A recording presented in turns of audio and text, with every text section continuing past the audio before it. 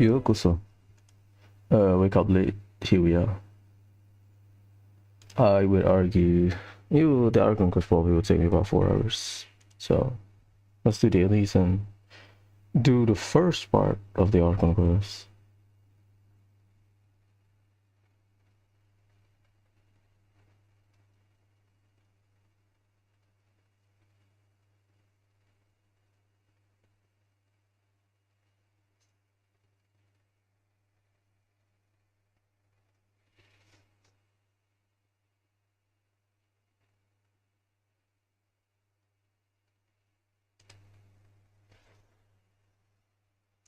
Yeah, I don't know why I sleep late, so I don't know why I complain.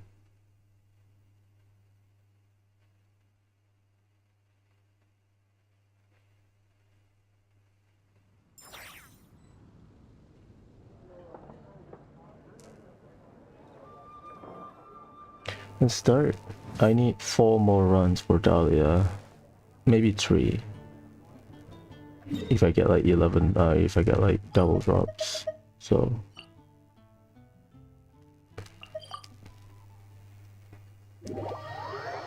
yeah, I'm not staying up late.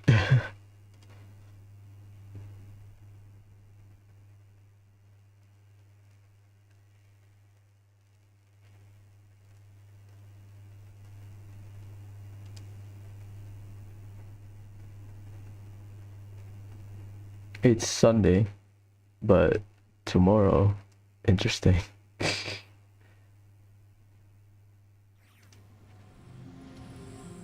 Biggest beta.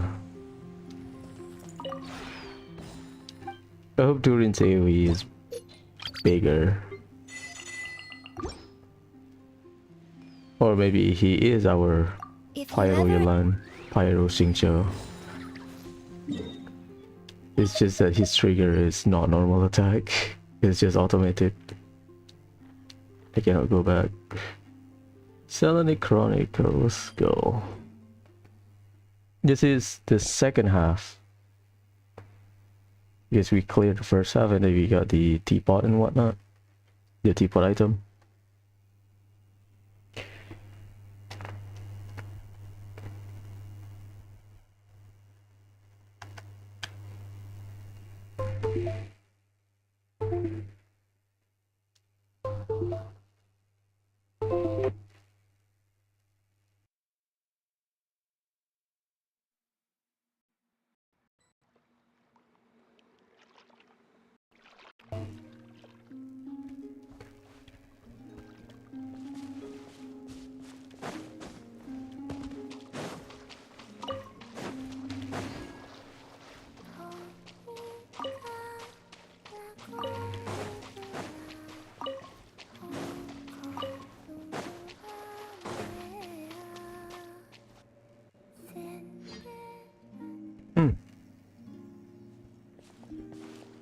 Traveler, Paimon. What's wrong, Columbina? You look like something's troubling you. Do you have any paint with you? Not really. Ah, Malos. Oh! You're Malaus, right? He had like paint stain on him. In the mood for more painting, huh? Looks like you got most of the paint on yourself, though. How did that happen? Malaus left for a bit and came back like this. I anticipate this paint will take quite some time to wash off. Huh. Maybe Malaus ran into trouble while out searching for inspiration. Still, this isn't a bad look at all. Very fitting for an artist. Oh, and about the paint? We just need to give Malaus colorful things, right? Like last time? I want a pet, please. Now that's one happy Kuhenki. Malaus must have hit on some really good ideas. Something fun and upbeat for sure. Let's find some warm, happy colors this time. I got what? Orange.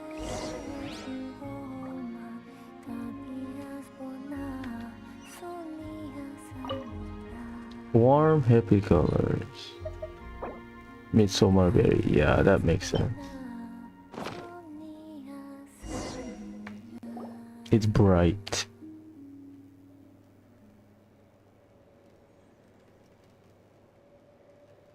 should do it, right?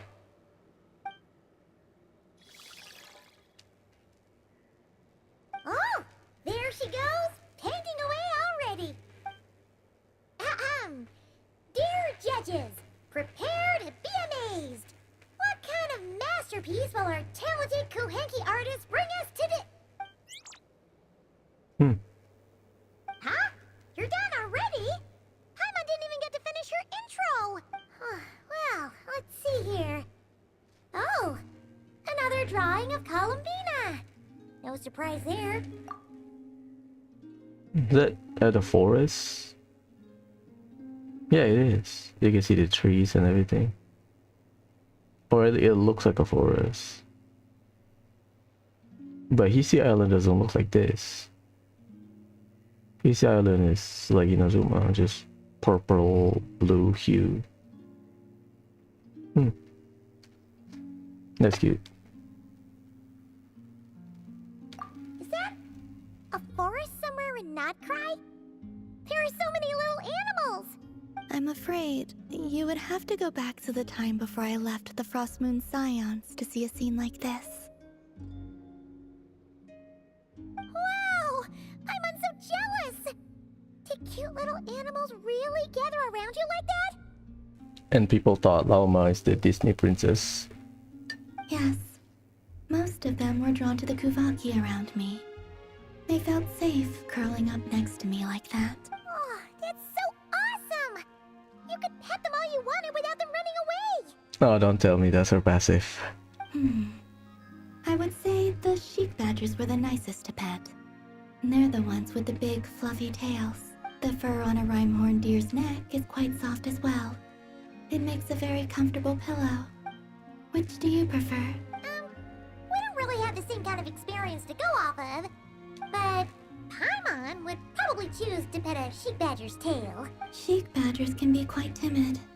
If you want to pet them, they need to feel safe first. But I would exercise caution, Paimon. Why? Do they bite or something? Paimon promises to be super gentle. No, I'm referring to danger from above. Danger from above? Yes. Long plume ibises often hunt little animals like these. I had to issue them a warning to get them to stop going after the Kohenki. You're just telling Paimon this now? Oh, it's a miracle she hasn't been carried off yet. Then, the next time I see one, I'll advise them that you are off limits as well. Next time?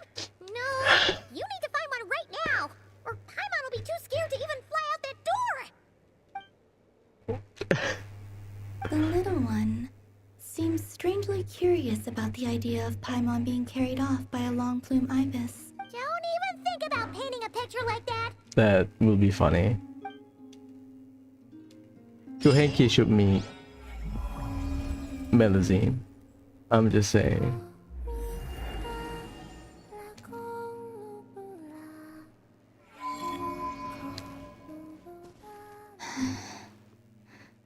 I really would like to pet the little animals again.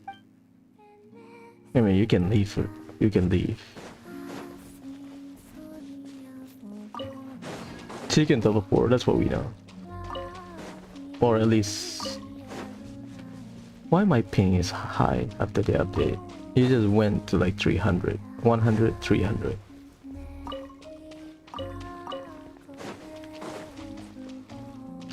Okay, let's start my day.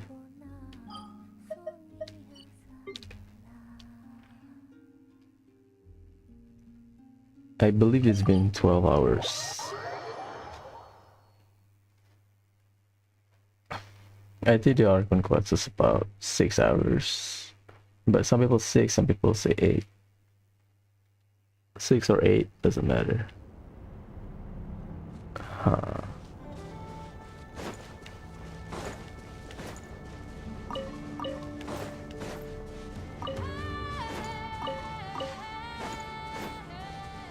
It's not even 12 hours yet from the last night when I streamed.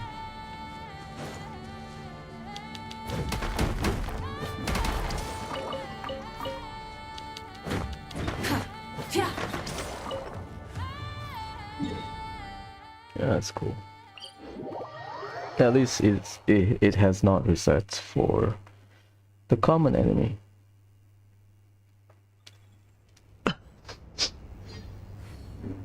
Yeah, that boy is not up.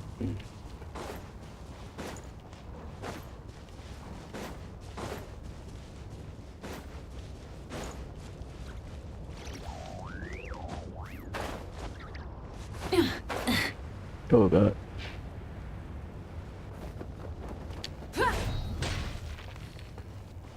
Stamina.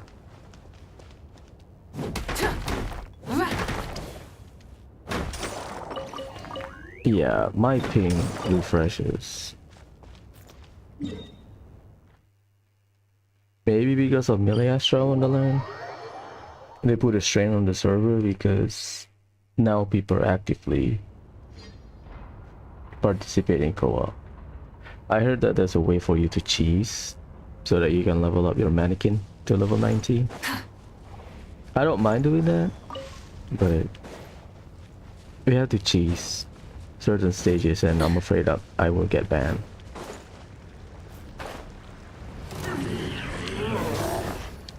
Splash attack! It's justice o'clock! Headbutt! Charge! Like I trigger the melee Astral Wonderland on my phone. Which is funnily enough, I get to level 3 where you can create your own lobby on my phone for like 2 hours. It's crazy.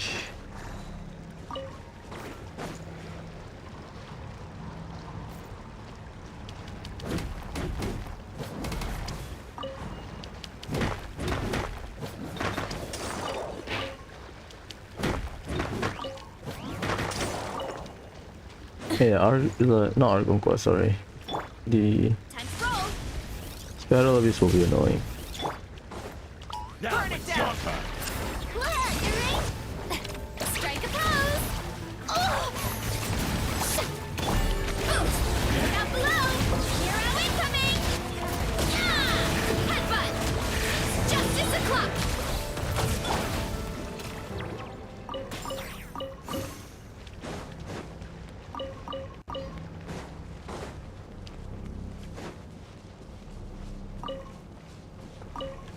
I don't remember encounter point. One day I'll use it. It's fine.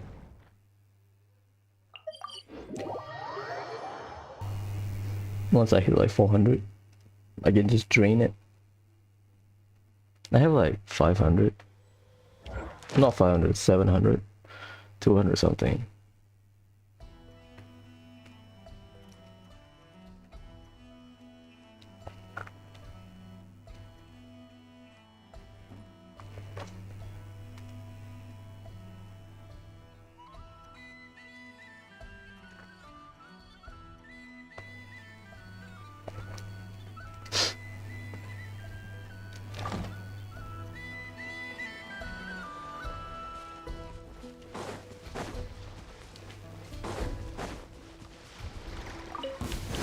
Now it's your turn. Rise with the sun! See, but we complete that shit. But during the casting has 3 hits, so it prevents you from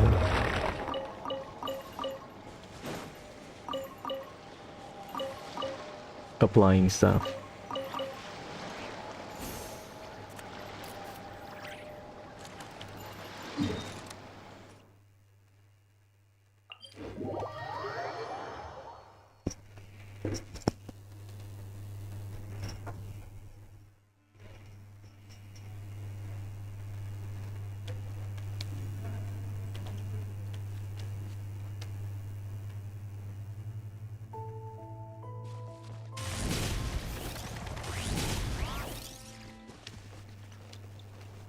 Time to roll!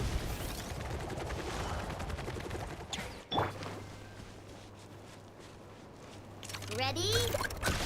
Please, Inefa and Lauma rerun. Please favor me. And Skirk. And maybe Navia as well. Oh, the goats, they are not back. I guess it's 12 hours. I always thought if you messed up, they would come back after you teleport away. I guess I'm wrong then. Fair enough.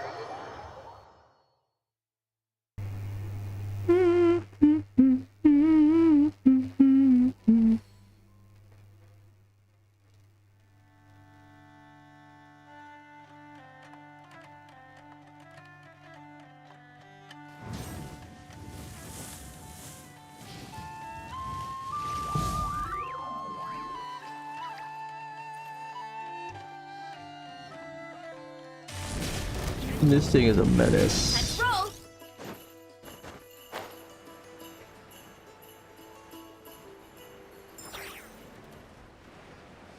See, my ping, red. Yeah, I think it's just server strain on Mileastra. Because the server is directly on top of Genshin. Oh, part of it is Genshin server. Ding dong.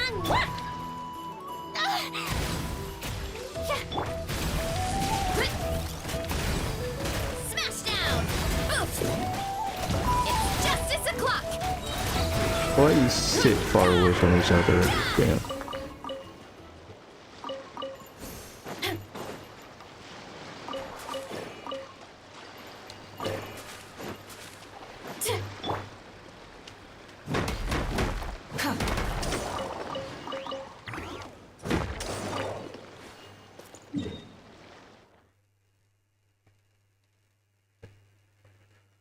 Where's the blank space?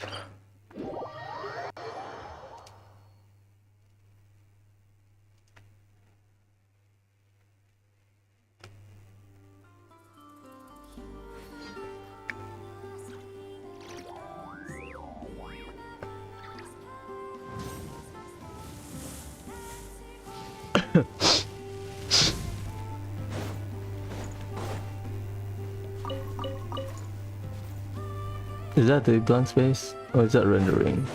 Burn it down! Your rainbow.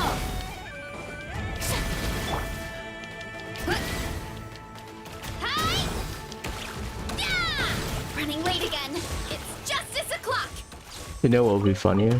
If you code the Wild Hunt to act like zombies, where they were sluggish. Like they are sluggish when they're walking or whatever, and then they can just jump at you. Random encounter in the overworld will be annoying as hell. They just jump at you. Okay, this is a blank space.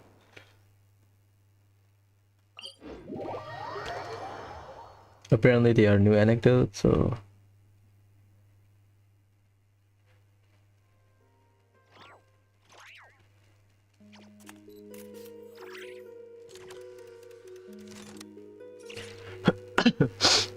Running late again.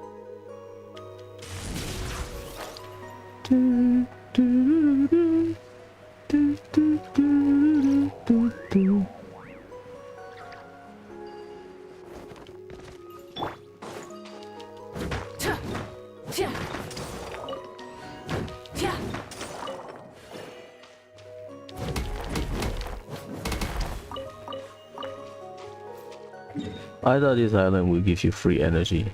I really do. Like Yashiori Island in Inazuma. Oh, you're dripping wet. That must be uncomfortable.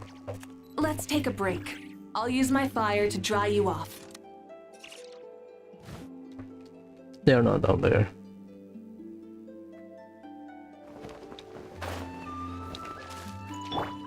Hurry up, Brassa.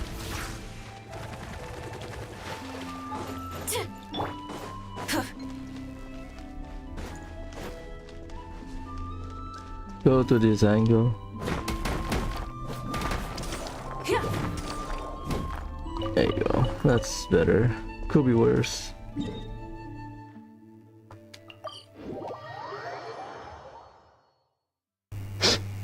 Bro, I've been playing Stella Sora. The game is good, but the monetization suck. I hope your star will save that game. I mean, it's a good game. Like, I get it. But right now, the economy of the game is awful.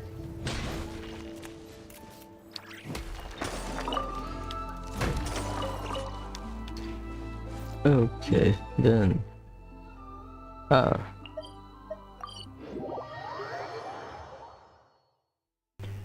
Ballad book, that's a lot. Yeah, I have to farm for Durin and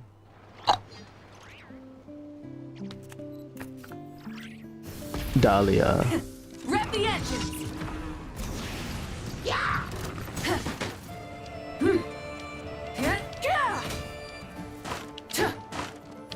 Yoo-hoo! It's justice o'clock!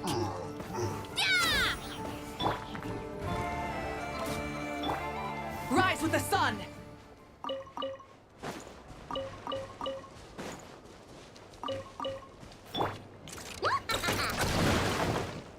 Good job, Aina. 1, 2, 3, 4. How about that? A nation that doesn't exist. That's a great Archon Quest story.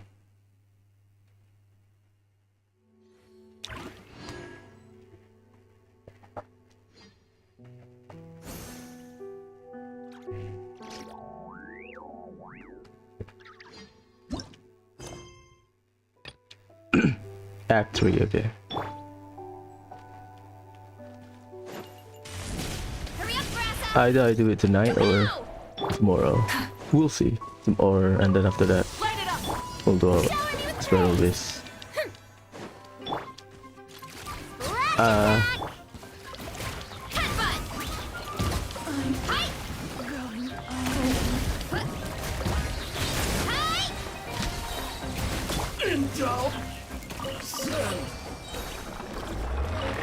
I'll find ways to cheese the local legend. Go,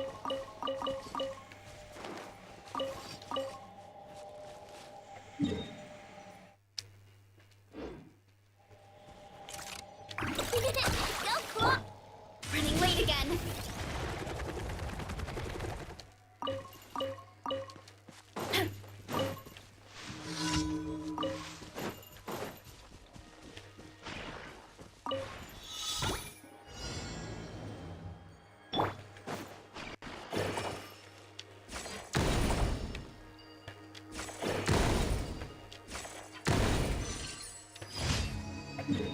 Shadow one.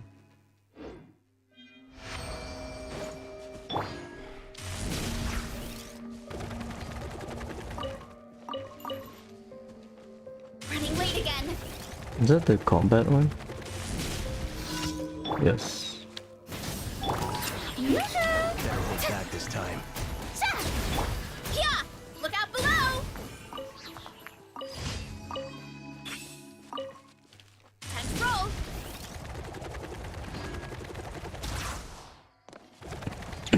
When this place was revealed in the live stream, I always thought, oh, you have to unseal it. Nah, nothing happened. I thought you have to break the seal and then you trigger something.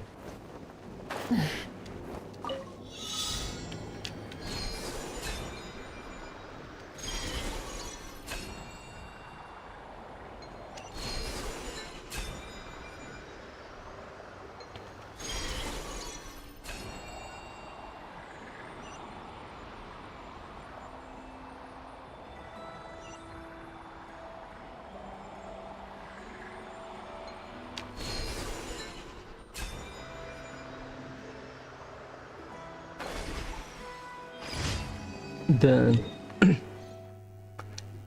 we will go to Nordcry. But I need. Nah, I cannot claim it at Nordcry. That's too risky. Let's just go to Northland.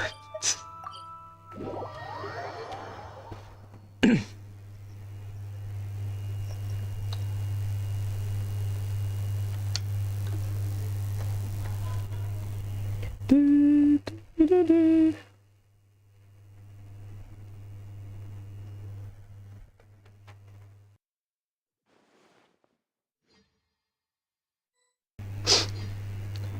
Who I want to bring?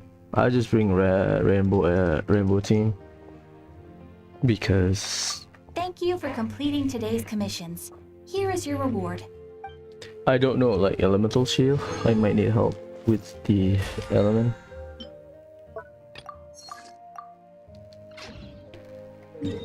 So yeah. Why not cry? You need to go to the area down there.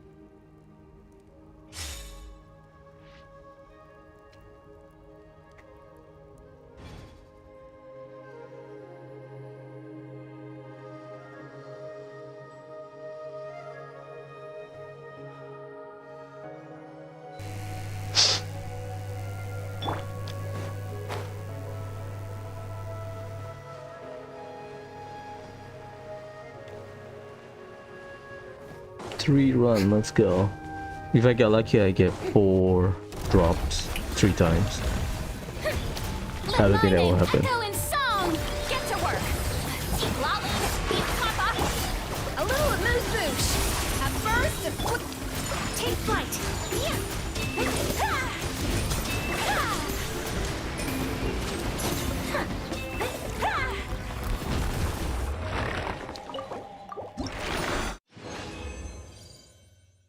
Yeah, not gonna happen. Oh boy. 12. I need 20 though.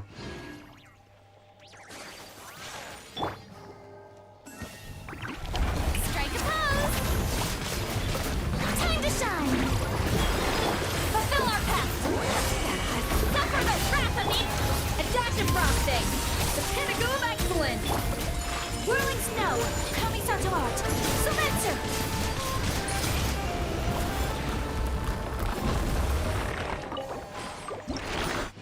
4.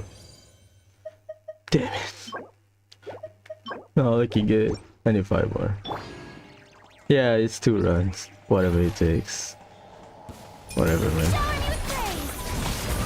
Let the world come alive. Show no mercy. You two. Time. A little of this. Take flight.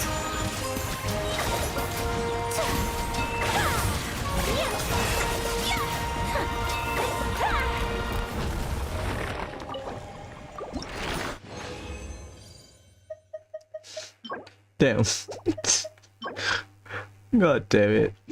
Whatever, man. May I present?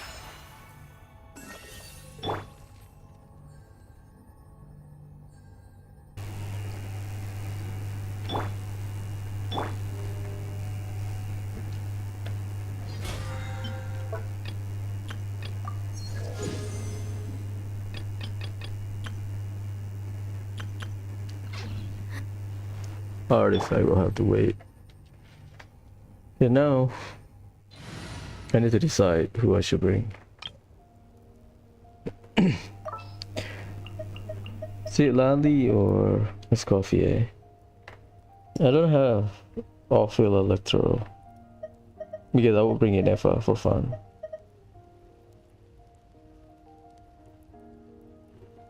Yeah.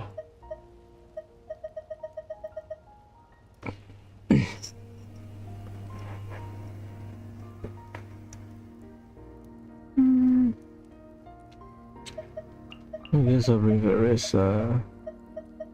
So we'll conduct overload melt. I'm never late. We have enough coverage for every element. I guess. Good enough.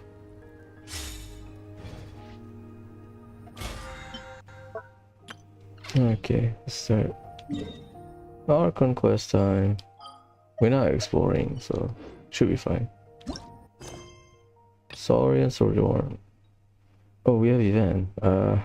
I'll do it later.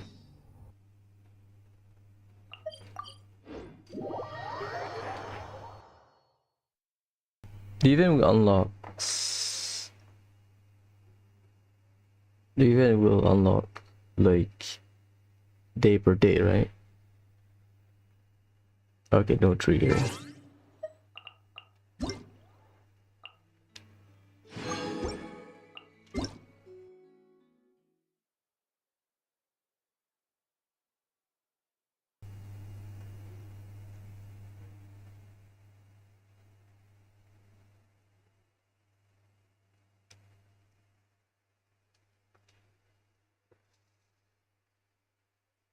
Five stages, so it's Friday, Saturday, Sunday, Monday, Tuesday. Perfect.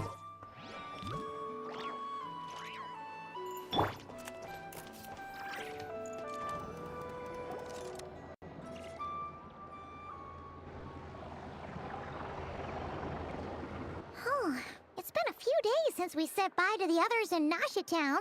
Still no news about Rarer, though. Where could he have slunk off to? If only he was gone for good. But with all the trouble he stirred up before, there's no way we've seen the last of him. Hello, you must be the traveler in Paimon? Sup, bro? Radimir. Mr. Flint has been looking for you. Unfortunately, there's been a serious wild hunt attack over at the quarry. He thinks it's time to regroup and figure out a plan. Oh, The Wild Hunt? Oh, uh-oh. We better get over there, right away! Come on, let's go! Quarry. A nation that doesn't exist. Conria.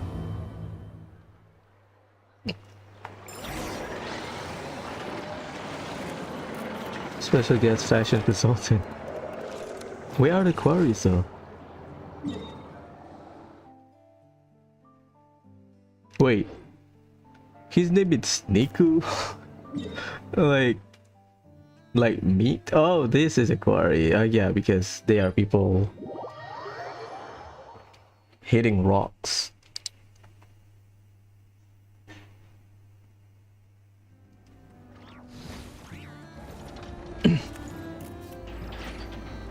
That's the spot. I was like, where's the quarry then? Time to roll! Yeah. See? There are people mining there. Well, in a regular time, not Archon Quest time.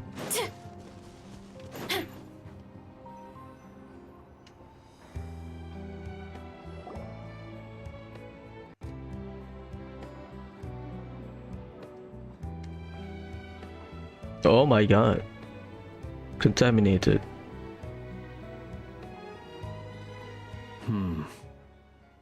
I can barely sense any Kuvaki at all. This whole area feels like a soulless husk. Looks like his appetite truly is insatiable. As if the power of that energy cannon wasn't enough. He's not seriously still getting stronger. What's his endgame here? Ah, everyone's here already. Hey, we made it.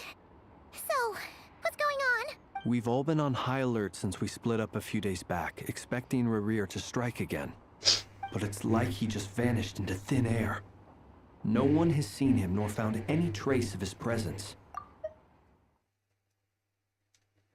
That is, until this morning, when a ratnik found signs of wild hunt activity while out here on patrol. As you can see, the crystalline itself is physically intact, but the Kuvaki it contained is all but completely diminished. Oh, that's the name of the ore. Crystalline. And we're sure that Rarir did this. I mean, he's the only one that can drain the energy. The moon energy, the Kubaki. Who else? He's the only one who could pull off a stunt like this. I mean, you can see like a big claw as well. Kuvaki loss has reached critical levels. Reikir of Solnari set to maximum threat level. Warning, unless de-escalation measures are taken soon, he will pose a threat beyond our ability to contain. The consequences could be catastrophic. Traveler, do you remember when we encountered Rerir just after regaining his body? Yes. There wasn't a shred of sanity left. Nothing but madness and rage. Yeah, didn't he shout out a bunch of names? Then he started raving about how nothing in this world mattered to him. Tolindis, remember? People speculated that Tolindis is his wife or girlfriend. Oh, Paimon gets chills just thinking about it. Oh, but the thought that he's still out there, lurking somewhere in Notcry, waiting for his chance to strike? Oh, even chillier. Last time we fought, we were already at a disadvantage. If he has such overwhelming strength, why would he suddenly go into hiding? Again, he is at 10% of his maximum ability. He just manifested his, I guess, original body. Yeah, if I were him and I wanted more Kuvaki, I'd just take it by force. No point staying in the shadows. That's true, he was technically stronger than everyone else. Unless something went wrong. His whole resurrection thing didn't exactly go smoothly. The other thing is, how does someone who's completely lost their mind still have the wherewithal to cover their tracks so perfectly? That's two good points. Something must have happened while he's trying to rejuvenate himself physically, and then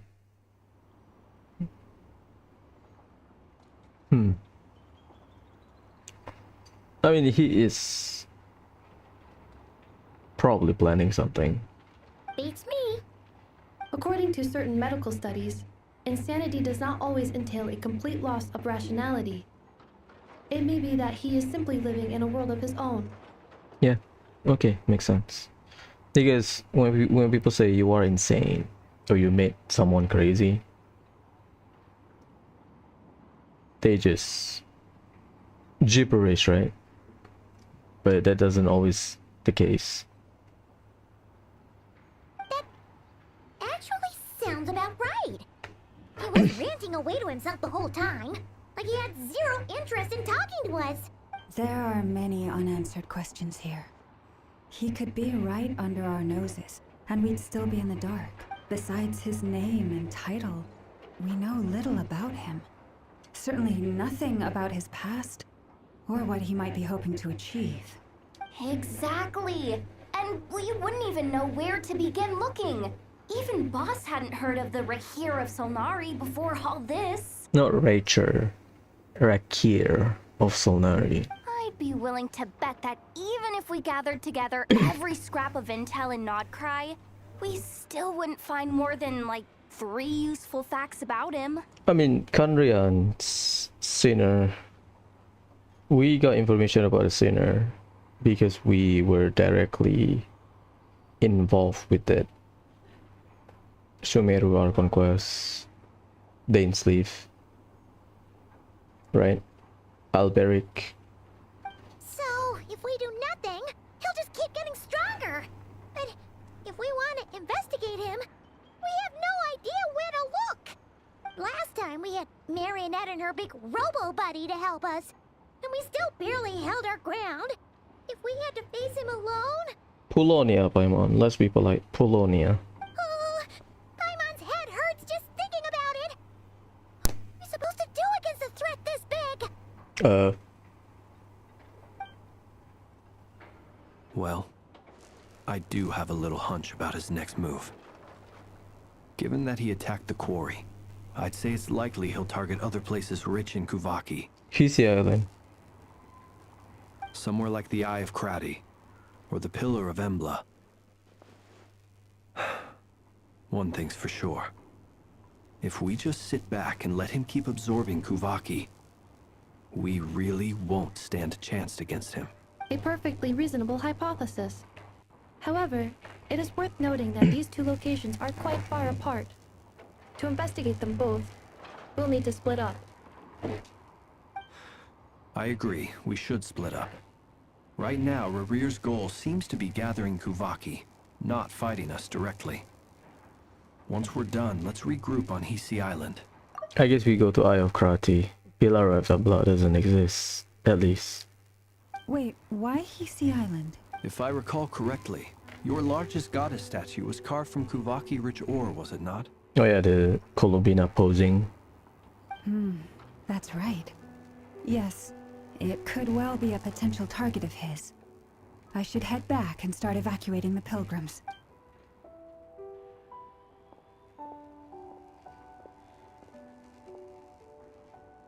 Splitting up's always gonna be risky. But I guess we don't have much choice, right? We're in a race against time here. And if we do run into Rerear, what then? That's when you follow the third rule of treasure hunting. Run like the wind. Weirdly enough, we never done that. Didn't you say the third rule was go with the flow? Yeah. I don't know. Did I? Anyway, whatever. In this situation, go with the flow means go find backup. Agreed. If anyone finds so much as a trace of Rerear, do not pursue him. Get out of the area and alert the rest of us as soon as possible. We need to put safety first. All right, we better get moving. Come on, Inefa, let's go.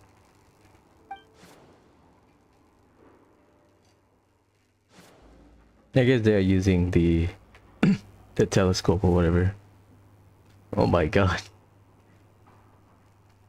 Yeah, evacuate people. Let's go. Kind Frost Moon Enclave.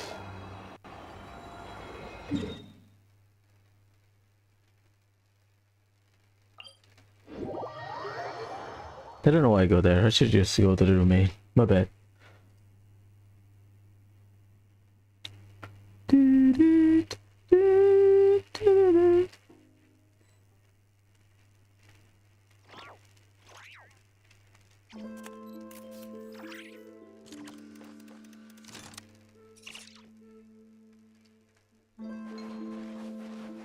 Nothing.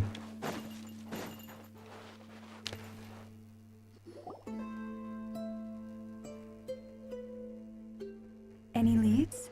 Nope. Diddly squat. No clues to where he might be hiding. It's like he's a ghost. It feels like we're sitting on a powder keg that could go off at any second. Oh, I hate this feeling. I'd rather face him head on than be left hanging like this. So, you guys didn't find anything either? Not loving the word either. How about you, Flint's? I questioned a few Ratniki and eventually narrowed my investigation down to one suspicious individual. But by the time I got to his place, he was already gone. He's dead. He got killed by the captain. Not by the captain, just like the captain. Almost as if he knew someone was on to him. Either that, or he's just extremely cautious and doesn't stay in one place for long. He's been biding his time for a while now. The question is, where or what is his next target? Maybe Columbina?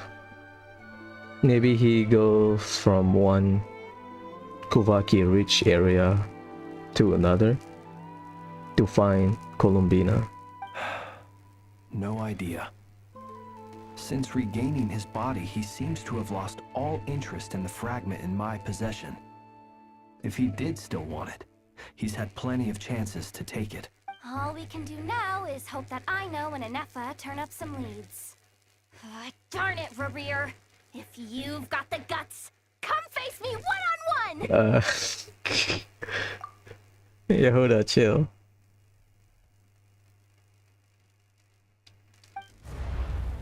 Wait, he's actually here? I didn't mean it, I swear! Yep, it's Columbinos. No, it's coming from Silver Moon Hall. The Lady Kutar might be in danger. Let's get over there, quick! Yeah, kinda guessed it. I think he just went from one all-rich area to another. Dainsleif? No, it's not. I thought it was Dainsleif because of the cape.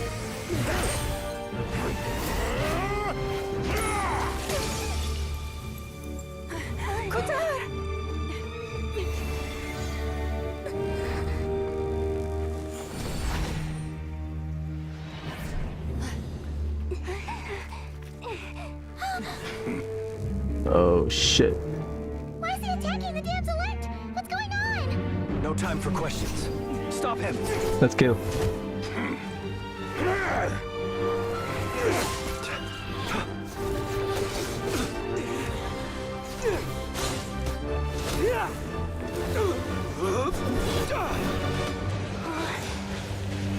This That- is insane. Yehuda, get Kutar out of here! On it.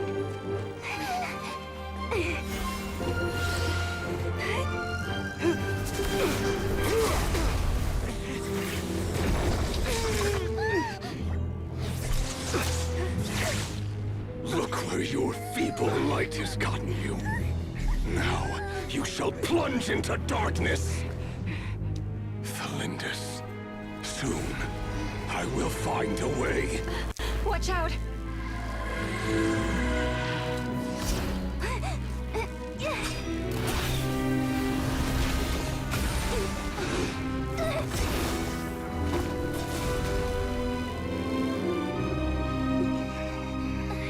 Oh, she's hurt.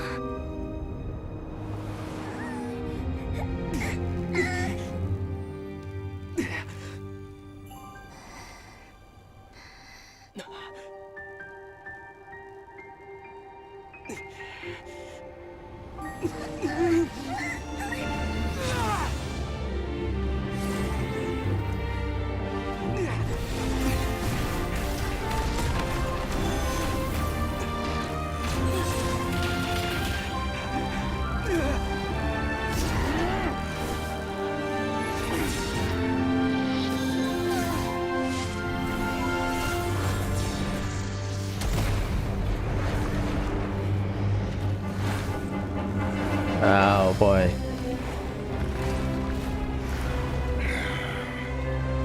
Find them, even if it means turning this place to ashes.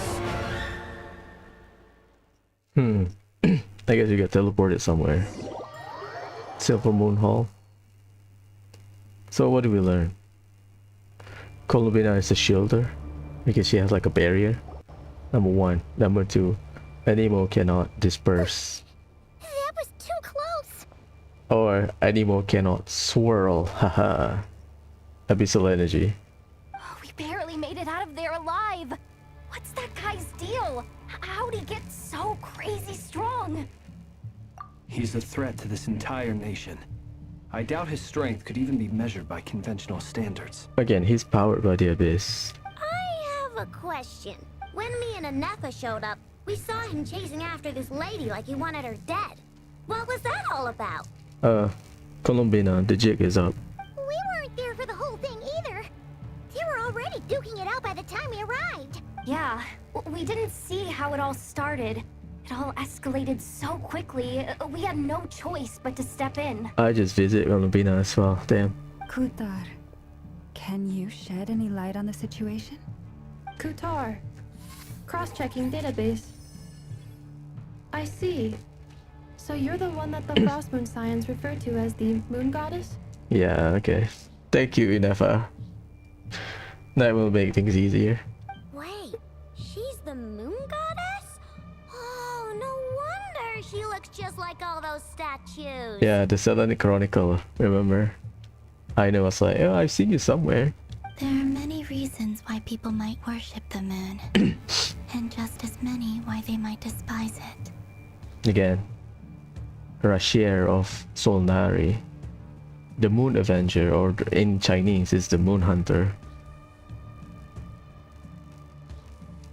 People worship the moon, or why they despise it, yep. I've never met that person before, but there was no mistaking his deep-seated hostility towards me. Why he holds me in such contempt, I cannot say.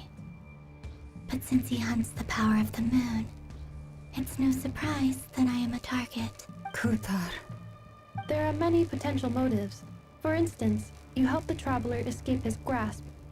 This could be his way of taking revenge. It is also possible that he covets the Kuvaki inside you, and seeks to take it for his own. The list goes on. Yeah, that's a more plausible answer, considering the context. But right now, Devising a counter strategy should be our #1 priority. The likelihood of this location being discovered is close to 100%. A counter strategy? But we don't stand a chance against an enemy like this. The league is out. Yehuda is a healer. Makes sense. Surely our only option is to run. He's not gonna chase us to the end of the world, right? So as long as we can sneak out of Nodcry undetected. No, I can't say that. Come on, Yehuda. This is serious stuff. You can't suggest we all just chicken out. Running is our only option. Huh? You seem surprised. But what other choice do we have? We are facing an enemy we cannot possibly defeat in battle. Again, Columbina has been mentioned a lot of times. At least through the stories that she is weak and she needs access to the moon. She wants to go back to the moon. Well, I mean, yeah, but still. It's not too late. I can distract him, so you have plenty of time to make your escape. Wait, what? You're gonna act as bait? Doesn't that make sense? I'm the one he's after. There's no need for you to risk your necks on my behalf. A coyote doesn't stop for bypassers while it's howling at the moon. What is it, Lama?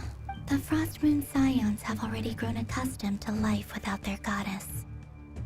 My presence here is no longer essential, and this is not my home, so you needn't ask me to stay. We can't just roll over and let him get away with this. That's not our style. Yeah. We can't just call it quits after everything we've been through together. Besides, she pretty much saved my life back there. If I just ditched her now, I'd never forgive myself. Yeah, that's cool. We can't overlook that you have saved our lives multiple times now. To talk of returning the favor would be a little crass for my liking. But suffice to say that we are friends, and friends look out for one another. Rira's true objective remains unclear. Even if we were to sacrifice Muskutar, there's no guarantee he would stop. Yeah, that's probably step one, right? Once he got the Kutar, then he's up to something else. But Kutar, I know why you left the Frost Moon Scions so long ago. It was because people started treating prayer as a form of trade. They would make self-centered wishes, force you to accept meaningless offerings in return, and then expect you to perform miracles for them, as if that were their entitlement. If it were me, I might have walked away too. But I believe that time can change everything, and that sometimes it takes losing something precious to appreciate its true worth. After much reflection, I've realized that this was never about whether the Frost Moon Scions need you. Any relationship based on need is purely transactional. What I truly hope is that you'll choose to stay, not out of obligation, but as part of our family. Transactional. Yeah, that's a great way to describe it. You were born here, and now you've returned. Who knows? Perhaps it was the moonlight that guided you home. thank you, Lama. But my power is on the wane. I'm afraid I will be of little use to you now. Very well then. I'll do as you say. Both times you saved us, we were transported across great distances in an instant. Is that one of your powers as the moon goddess? So she can teleport. It is, but I find it very draining. I barely managed to pull it off just now, and it will be some time before I'm strong enough to do so again.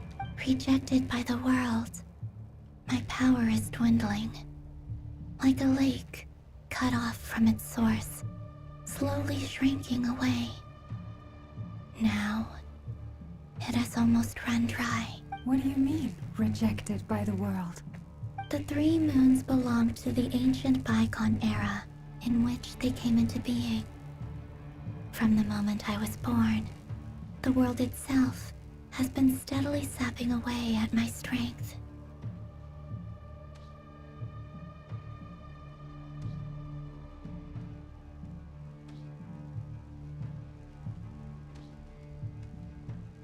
The 3 moons are not one and the same. As the goddess of the frost moon, I cannot wield the powers of the other 2. Yet moonlight has a way of blending together. Each can reflect the other's glow. Ah, that's so when why. our fingers touched, I was able to restore my strength by drawing Kuvaki from the eternal moon's marrow. So we are her battery then, in a sense. That's why she can teleport us, because of the eternal moon inside us. We know about this.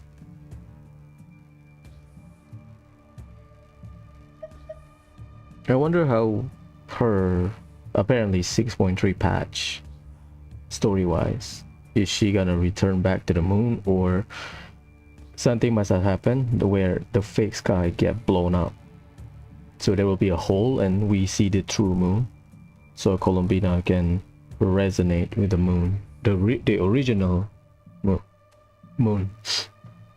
I wonder, because I think in terms of fitting, in terms of the story, the fake sky will be better, because that has been teased since the start of the game.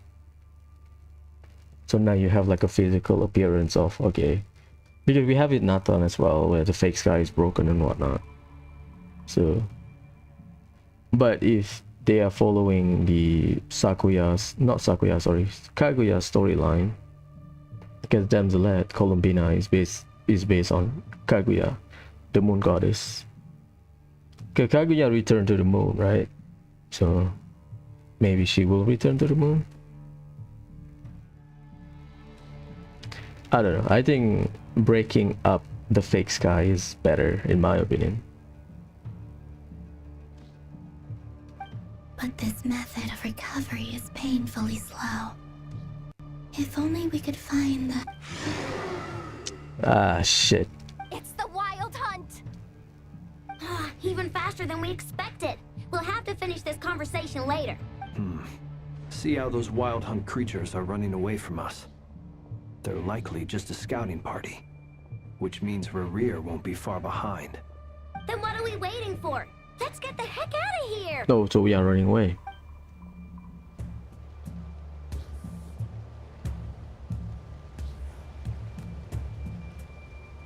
Cutscene or combat?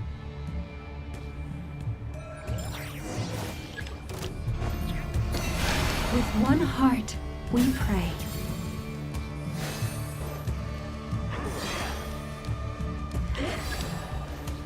Oh, The long sleep beckons. They just keep coming! This is driving me nuts! Rerir's closing in on us. We need to pick up the pace. There's too many of them! And this time, we can't fall back on two ourselves to escape! This goes on much longer. Ultimatum protocol. Beware the creatures of the night. bro, I'm colorblind. This is great. Close your eyes. Feel the dark. Night falls. For the everlasting forest. Look! A rainbow! Annihilation mode. The long sleep beckons. Be silent. I'm colorblind. I don't see shit. Defensive mode engaged. Flash attack! By the frost moon hole. Preparing for dust up.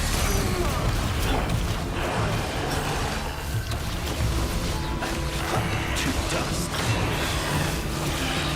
The night cometh.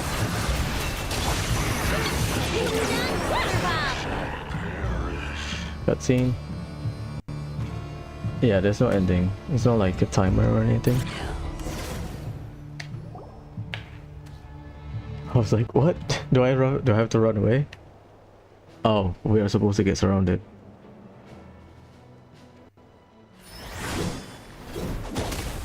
Hey.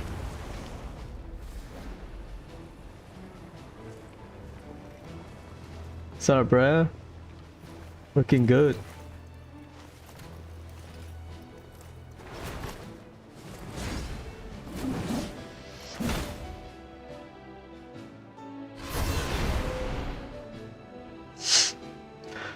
Jeez.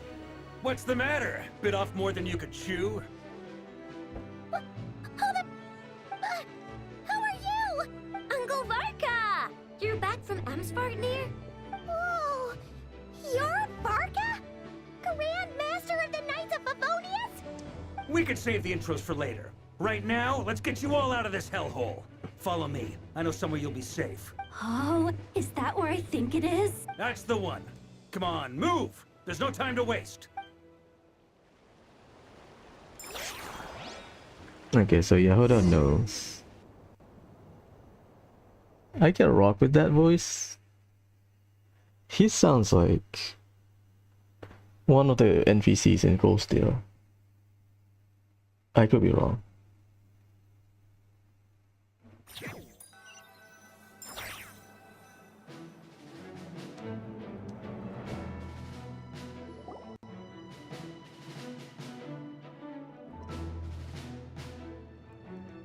Wow! Where are we? This is so well hidden. Well, that goes without saying. This is the Knights of Favonius' meeting place in Nodcry, and a contact hub for the Northern Intelligence Network. Northern Intelligence Network. AKA, the black market of intel. No matter what faction you're with, it's the place to buy and sell information. Their headquarters are in Nodcry, but they've got contacts in every nation.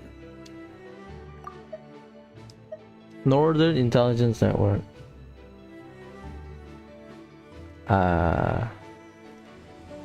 Maybe Nefer? As an expeditionary force on foreign soil, working with them has offered us the most effective way of getting our hands on reliable local intel. This is where we meet, so naturally, it's secure. Yeah, that's why Yehuda knows. That's my guess. Anyway, where were we? Folks from Nodcry should be pretty familiar with me by now. But I believe this is the first time we've met. What's up, bro? It's been 5 years. Allow me to introduce myself. I am Varka, Knight of Boreas, and Grand Master of the Knights of Favonius.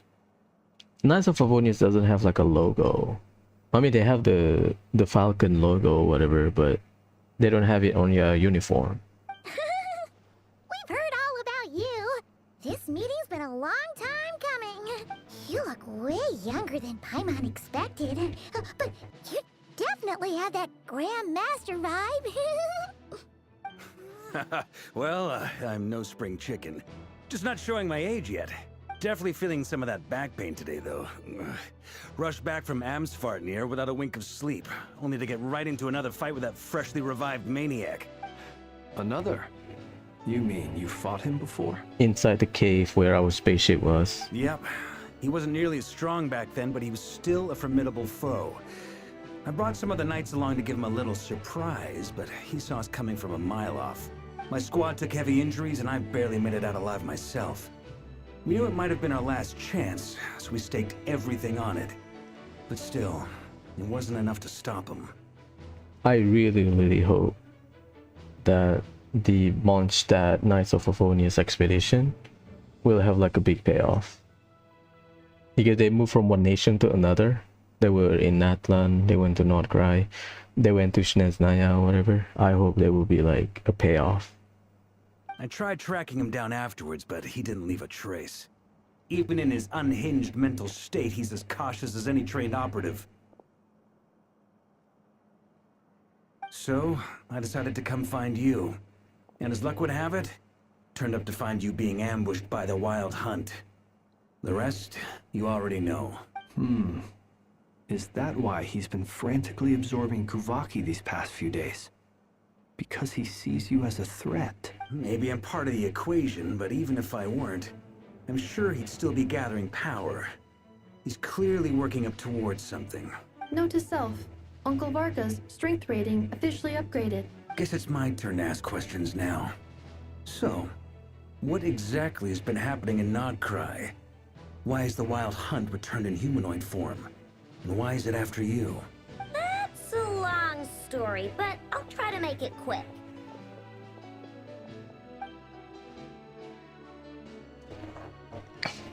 Wow, I had no idea so much had happened. Sounds like you guys have really been through it. the entirety of the 2 Archon Quests. So, the Kutar is actually a Fatui Harbinger. And all this wild hunt activity in Nodcry is the work of the Raker of Solnari, one of the 5 sinners. Yeah, the pronunciation is all over the place. Raker, Rasher, Rashir.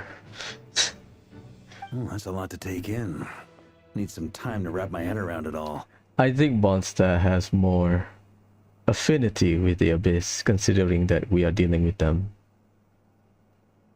everywhere. So I don't want my controller to get disconnected.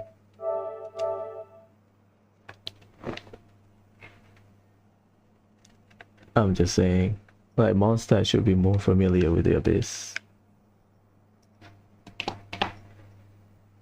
I'm truly sorry, Mr. Varka. You stood with us against the Wild Hunt and did everything you could to stop it from escalating into a full-blown catastrophe. And then, the one time you're away, it all comes to a head and all your hard work gets undone.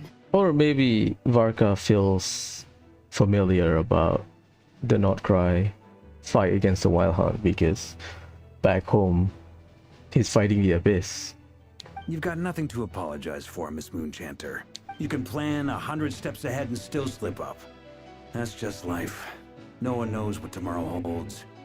You can't predict which way the wind will blow next. That's true. And, to be perfectly honest, I can't say I'm surprised. For all the times we've defeated the Wild Hunt in the past, we've never been able to completely wipe it out. Turns out, we were just delaying the inevitable. So we kind of guessed that from what's going on in the Archon Quest. But now that a new variable has come into play, fate may well take a different course. You talking about me? A new variable? You mean us? Oh, thanks, bro. Who else? And in a strange way, I think his resurgence might not be an entirely bad thing. The Wild Hunt is like an unrelenting force of nature, but Rerir is an individual with an agenda. He's gotta have a weak spot somewhere. That said, while I was explaining everything just now, some of the points that Mr. Flint's added caught my attention. You mean about our mystery ally? That's right. From what you've said, not only did they lead you straight to some key files, they also shielded Hisi Island from a lethal Kuvaki blast. In terms of speculation, people say it's Nicole. Because Nicole has some kind of golden aura about her. And during the PV, Nicole was seen near Hisi Island. And there are other main events where we communicated with Nicole, but she just moves stuff around. I don't know who or what could pull something like that off. Heck, even Miss Columbina doesn't have a clue. I hadn't heard the story about those files. Would you mind repeating their titles for me? Wild Hunt Phenomena Log, a Nodcryan Ratnik's Field Journal, and Kuvaki Survey Log. Oh. No. Still doesn't ring a bell. Another dead end. Guess all we can do now is hope that our mystery ally keeps showing up when we most need them. Still, it's safest to assume they won't be intervening again. From here on out, we'll have to resolve this crisis by ourselves. Your intel also explains something else I've been wondering about. The reason I led my team to Amsfarnir was because we'd had reports about a possible source of the Wild Hunt showing up there. Ah, that's why he went away. But once we looked into it, it turned out to be a red herring. I don't know who was behind it, but clearly, it served its purpose. So someone needs Varga to be away. Possibly the man himself, pretending to be an informant of some kind, because we know that he can shapeshift, right?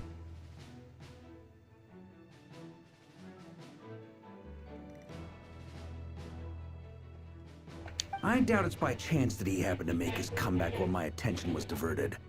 And from everything you've told me, it sounds like his scheming began well before his return. So maybe luring me away was all a part of his plan. But is it even possible that he orchestrated all of this by himself? The Moon Maiden and the Raker of Solnari. Nodcry of all places. The way everything is unfolding, it can't be a coincidence. So, what do we do now? Got any ideas? Right now, we've got at least 3 things to consider. Let's go through them one by one. First, we need to figure out how to take down Rarir. If we can't beat him in a straight-up fight, the rest won't even matter. To my knowledge, the bulk of Nodcry's fighting force is already gathered here. But even with everyone united, we're still no match for Rarir in his current state, let alone with his power still growing. What if there was a way to tap into a new power of our own? How so? Have you thought of something, Columbina? 3 moons once watched over this world. The Eternal Moon was the largest. The Frost Moon was the brightest. And the Iridescent Moon was the most mysterious. They say that back then, the 3 moon goddesses wielded immense power. Enough to shape the workings of the world itself. I now bear the Frost Moon's power, and the Eternal Moon's marrow resides within the Traveler. Hold on. Are you suggesting? The iridescent moon. The last piece in the puzzle. That's right. If we can find the Iridescent Moon's marrow, I will be able to regain my strength much more quickly. The 3 moons are said to stir the tides and illuminate all things. Perhaps they hold further secrets beyond our understanding. According to my analysis, the solution is feasible. However, it is subject to one major condition. How do we locate the Iridescent Moon's marrow? I know a way, but we will need to visit the Fatui's Experimental Design Bureau. Oh boy. The Experimental Design Bureau? Are you saying we need to involve Marionette? Yes. I must speak with Sandrone. It's a long way from here to the Experimental Design Bureau. There's a high chance you'll be spotted. You shouldn't go alone. Then that's settled. Next up, our second priority. Somehow, we need to figure out Rarir's end goal. As you saw for yourselves, when he was still in his wild hunt form, everything he did was for the sake of recovering his body and resurrecting himself. His first act since then, after laying low for a while, was to try and assassinate this young lady. People's obsessions often reveal their greatest vulnerabilities. There must be a reason why he despises the moon so deeply. Perhaps it sheds some light on his title, the Raker of Solnari. The Wild Hunt has plagued Nodcry for centuries now. If we want to stop it for good, we have to get to the root cause of what's driving it. Centuries, yep. It's true. We still know very little about him. If Kutar hadn't given us that lead, we wouldn't even know his name. But where would we even start? I doubt even the Intel Queen of Nodcry has a clue, and she has info coming out of her ears. Oh? That's a rather hasty conclusion for someone who's so painstakingly meticulous when it comes to dealing with machines. She heard me. What's up? Oh god. Boss! What are you doing here? I'm now asking myself the same question. I received a letter from a humble knight of Favonius, requesting a meeting to discuss a major business deal. But it looks like this humble knight had something else in mind. Details, details. Miss Neffer, the important thing is that you've arrived at the perfect time. Since his failed ambush, I've been racking my brains trying to come up with a plan to fight Rarir. Given the severity of the situation, I think it's fair to say that our only chance lies in uniting as one. And I'm talking all the factions in Nodcry. We can't do this without the Curatorium. But I knew it'd be a tough job to win you over. So, I took the liberty of reaching out for a little chat. Wait a sec. How did you even hear about this place, Neffer? Because I own this place. Didn't you say this is meant to be the Knights of Favonius' meeting spot? And a contact hub for the Northern Intelligence Network? And isn't it supposed to be super hidden? You really think he could have gotten settled in Nodcry without my help? There you go. Besides, I'm the one running this gig. I knew it. Of course, I know where the meeting place is. Allow me to introduce the current head of the Northern Intelligence Network. If it's intel you're after, she's your woman. Pretty much seen and heard it all. So the main, if you can see it like this, the main organization is the Northern Intelligence Network. But the hub in Nordcry is called Curatorium of Secret. It's like a branch, regional branch. Please spare me the flattery. Let's cut to the chase. Seems like you've run into some trouble, huh? Well, this certainly qualifies as an unforeseen crisis. On behalf of the Curatorium of Secrets, I wish you all the best of luck. So you're just going to sit this one out? Why should I get involved? What could possibly be in it for me? What if we told you we can't do this without you? Oh? Then I'd say you'd better make it worth my while. I don't work for free. I can't put a price on something like this. It's just not in my nature. But then again, you and I have always been polar opposites in this regard. So I can't exactly say I didn't see this coming. If you insist on compensation, I will pay you. Consider this a formal commission. Sound fair? You just don't give up, do you? Too bad. I know you well enough to know you can't afford my prices. The riskier the job, the more it'll cost. And a Moonchanter's stipend isn't exactly generous. Unless you're planning to start passing the donation box around among the faithful. Boss, just a thought.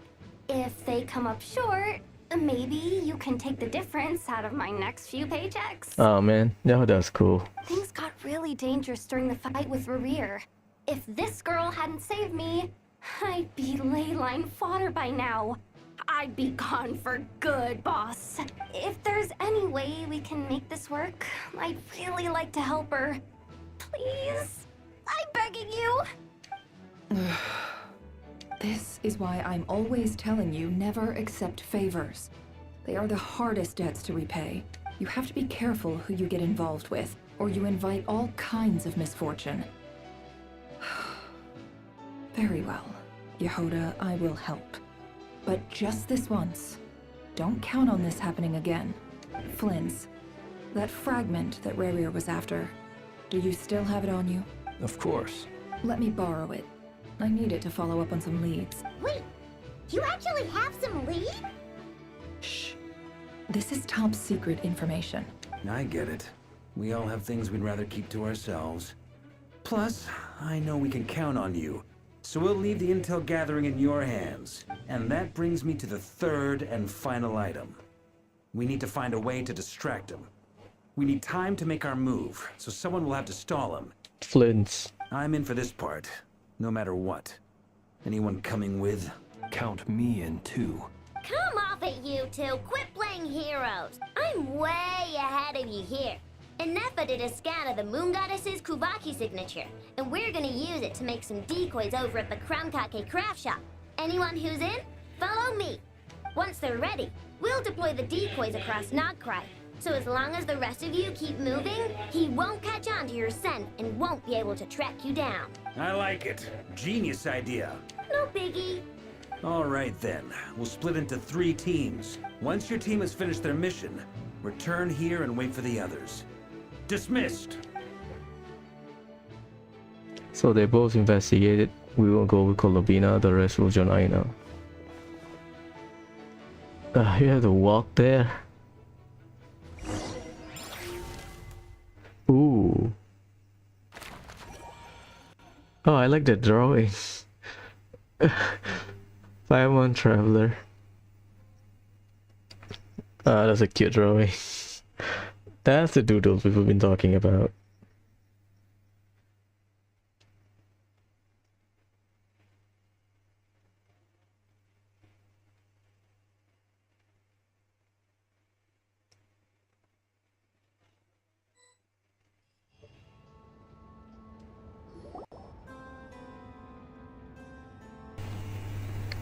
We are not infiltrating. Oh no, he's a member. Lady Damselette. Wait, And you two. What are you doing at the Kuvaki Experimental Design Bureau? Like, kinda... I forgot she's a member. Of course everyone knows her. We've been doing our best to mind our own business lately. But if you're just gonna waltz up here like this, you're seriously pressing your luck. Don't blame us for doing what we have to. Huh. You really think that's gonna scare us off? I'm gonna beat you up, bro. We're not looking for any trouble. I just want to see Zandrone. Do I need to remind you that you're still a wanted fugitive for deserting us? Oh? Out of consideration for our former ties and the crisis we're all up against, we'll let you leave in one piece. But don't even think about trying to get inside. Let them in. But... Are you going to make me repeat that? Tell him. No, my lady. Zandrone seems to be in a good mood. Must be maintenance day. Oh my god. Her friendship is interesting. Like, she picks up Sandrone. I call her Sandrone, but I guess the pronunciation is Sandrone because Italian words. That's on me then. I keep calling her Sandrone.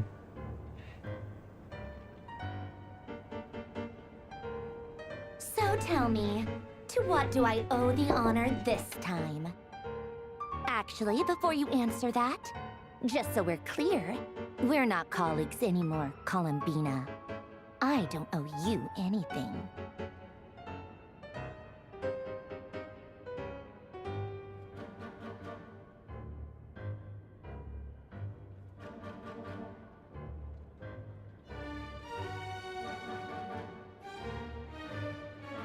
We're not colleagues, but we are friends. I promise it's nothing big. It seems like you've gotten the wrong idea here. The only reason I let you in was because I was bored. It seemed like a way to kill some time and satisfy my own curiosity.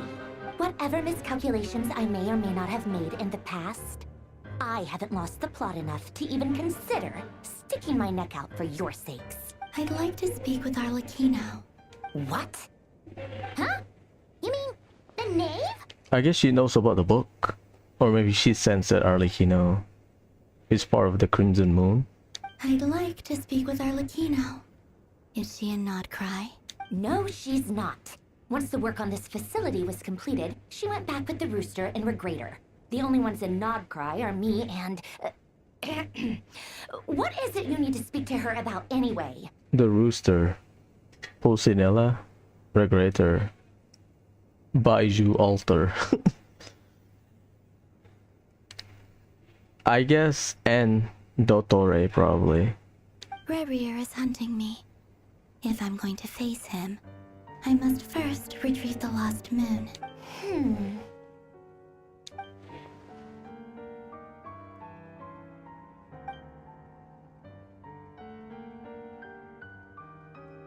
Is that a no, then?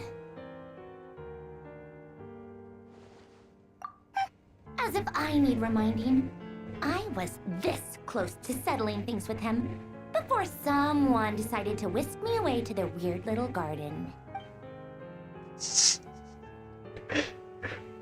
Have you held any tea parties lately? Tea parties? Yeah, obviously.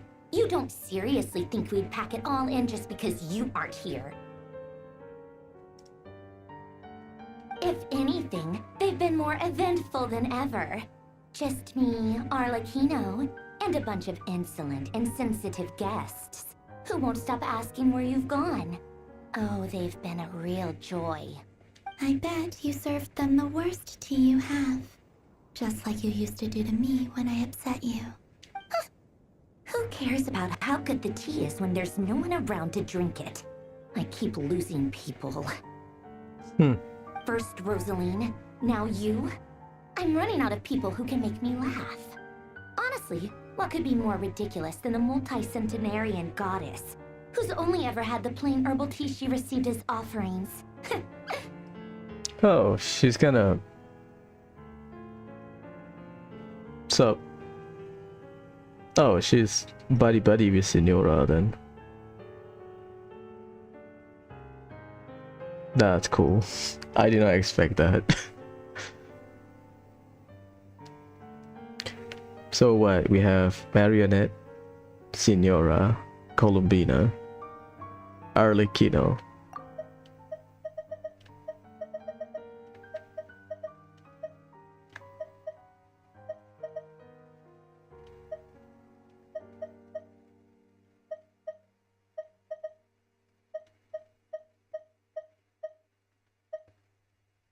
Yeah. Marionette, Arlecchino, back in the day, Signora, and Columbina. That's a table, alright. You'd always brew a different type of tea for me each time. Was it really just to see how I'd react?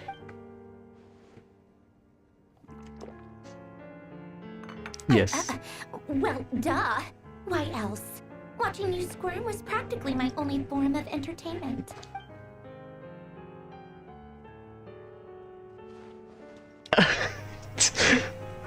Tsundere, huh? Oh, yeah. And Capitano sometimes used to bring Tartaglia around too. But I guess we won't be seeing him again. Oh, Capitano and Tartaglia as well. I mean, I thought most of the Fatui don't like Tartaglia or Child because he keeps asking people to fight him. So you have Capitano, Child, Sandrone, Columbina, Arlecchino, Signora. 6. Half of it. What a table. Well, I guess we are overdue for a get-together. Polonia! Have Febronia pass a message to Arlecchino for me. It's time for tea. Will suffice. Pass along a message for me, too, if you would. My body cannot contain the marrow of 2 moons, so I'll be leaving one of them in her care. Excuse me? Who said you were on the guest list? If my tea meant that much to you, maybe quitting the Fatui wasn't your brightest move. Back when you were under the Tsaritsa's protection, no one would have dared come at you so openly. But that protection didn't come for free. In fact, I paid dearly for it. At the end of the day, it was just another transaction. I just got tired, that's all. I never wanted any part in their grand ambitions, and I've had enough of being treated like a bottomless supply of power. What? Does that mean Tsaritsa is draining her power? Or maybe use her as a battery for something? Yeah. Power as in power to power up something. Not power as in strength. That's my understanding. It brings back memories from the old days, when I was still worshipped as the moon goddess. Centuries on, it may be a different group of people, but I see the same greed in their eyes. I figured you'd leave eventually. You didn't have as much of a reason to stay as I do. The Tsaritsa gave you shelter and protection, but that was it. Nothing more, nothing less. Meanwhile, the Fatui demanded everything from you in return, until it was more than you could bear. I get why you left.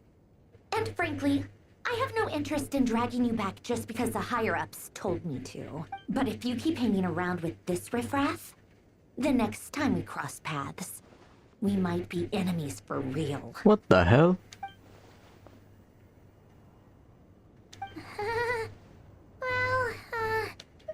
Guess that's our cue to leave? That might be your plan. But it sounds like someone else wants you to stay a little longer. Huh? What do you mean? Listen.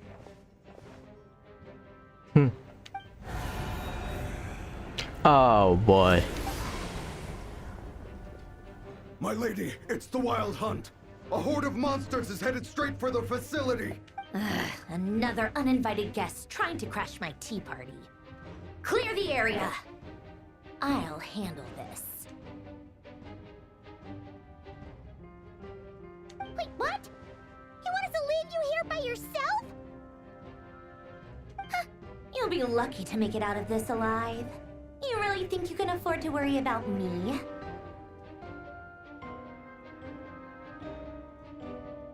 Go on, get out of here. You may have stopped Polonia from crushing him last time, but I've made sure that won't happen again. The entire Experimental Design Bureau is rigged for war. I mean, it should be. I guess we have to leave. Stay and watch if you want, but it'll be at your own risk. You're not flagged as friendlies in the weapon system. Don't tell me what to do! Look, if you're leaving, make it quick. Or you'll just get in my way. There's a secret passage on the 2nd floor. It'll take you right to the plains out back. Stare all you want, Columbina. You're not getting another invitation to my tea party. I know. But thank you anyway, Sandrone. This is exactly why you shouldn't hang around with those people. All their melodrama and sentimental nonsense is rubbing off on you. Do I control Traveler? Or is this a mini game they show us? Let's go, Polonia. Come on then, Mr. Ray here. Let's pick up where we left off. Right here now. It's your Wild Hunt monstrosities versus my beautiful creations. Let's see who comes out on top.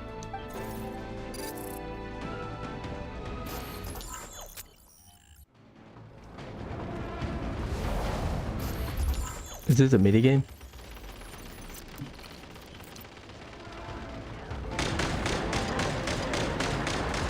Bosco number 1.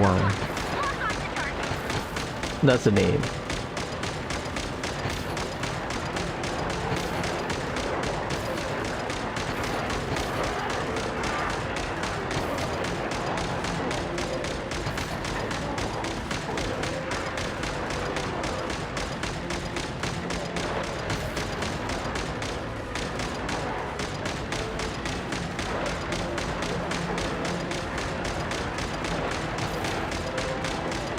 Try to shoot the heads.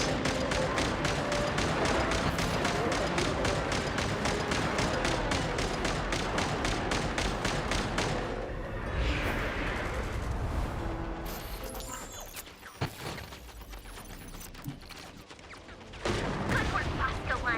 Bosco 2, prepare to fire!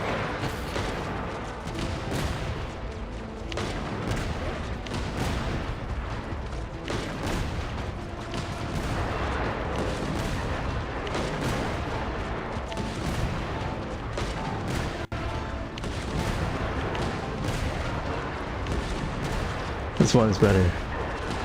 Bigger AoE, shockwave. Bosco number 2.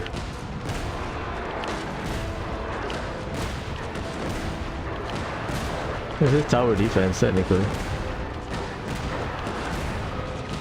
Come here, bitch.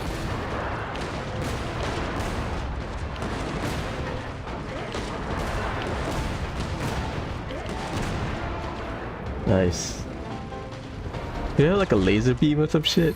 That would be funny. That's it. Keep them pinned down. Don't let them get near.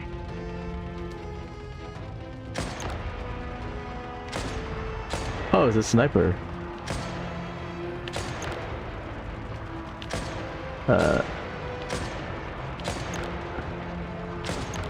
No offense.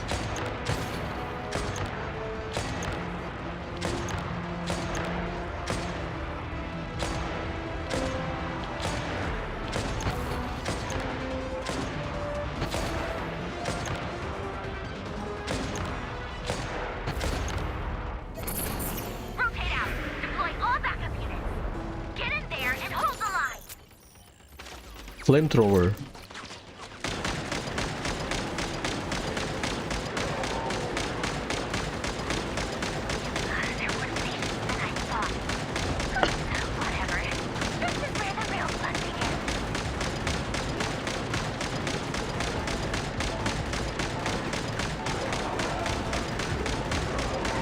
Bosco number 42.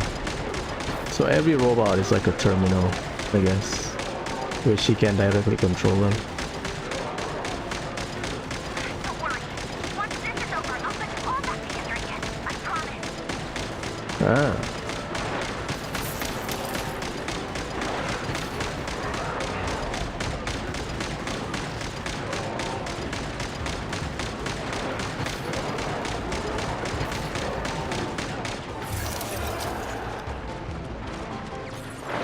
Finally, the Ranger himself.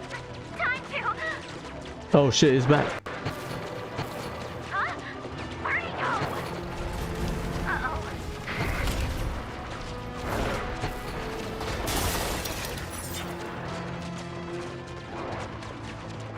Yeah.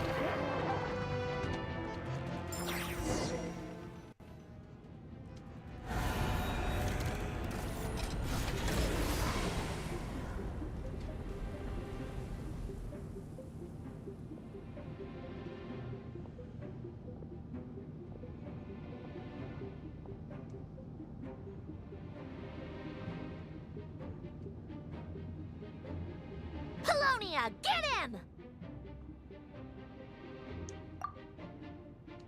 I've upgraded Polonia again since our last encounter, and uploaded every last scrap of your data. So let's finish this, once and for She's not here. Oh. Where did she go? Okay, I guess this is the bait, maybe? Hey, over here, you big... Curse it. Moon. Go. Keep searching. She cannot have gotten far.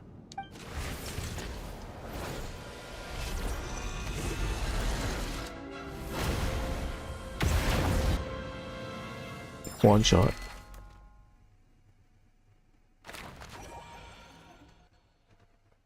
Interesting.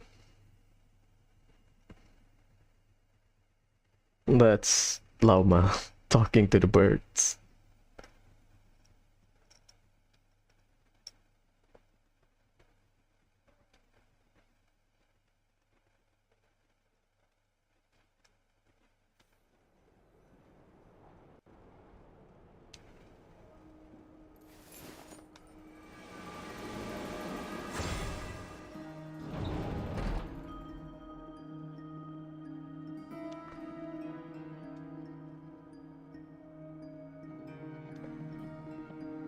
So this is your method for investigating Rarir's past. It almost looks like some kind of ceremony. I mean, Sumerian knows a thing or two about quote-unquote magic. Good deduction. But it's quite a different affair from what you're used to with the Frost Moon Scions. Whoa! First time I've ever been in here. Boss always said it was off limits, so I pictured some kind of creepy dungeon. But it's actually kinda nice. Oh, I guess this must be Sumero decor? That's where Boss is from. And that nice shopkeeper who sold me my treasure compass. Hey, she has a treasure compass as well. I guess the shopkeeper probably Dory. I'm not sure exactly what you've got planned, but it looks like you're all set. When do we begin? Whenever we wish. But for some reason, I've got a feeling this isn't going to end well. I've never faced Rarir myself, but from what you've told me, his power is beyond anything I could imagine. There are certain nations that have direct interaction with the Abyss, where they understand the severity. So Natlan, Mondstadt, leeway if you want to argue with that.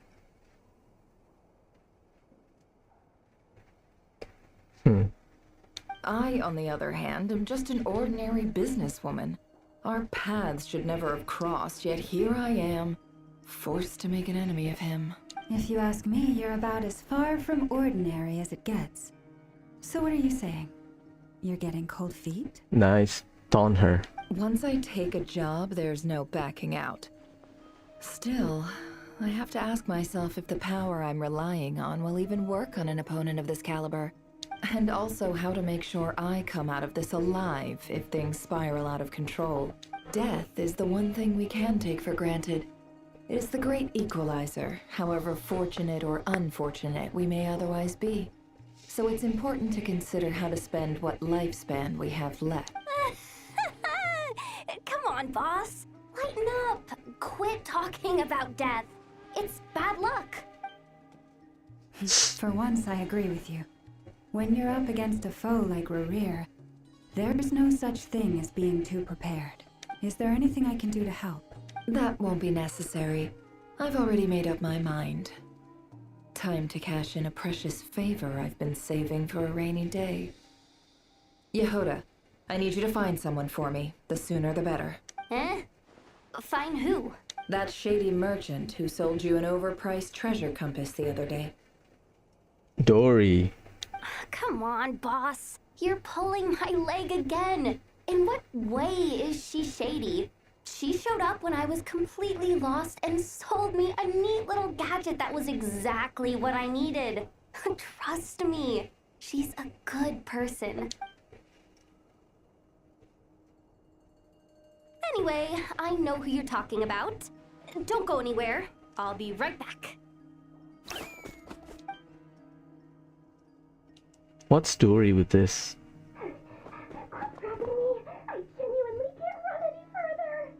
Oh my god.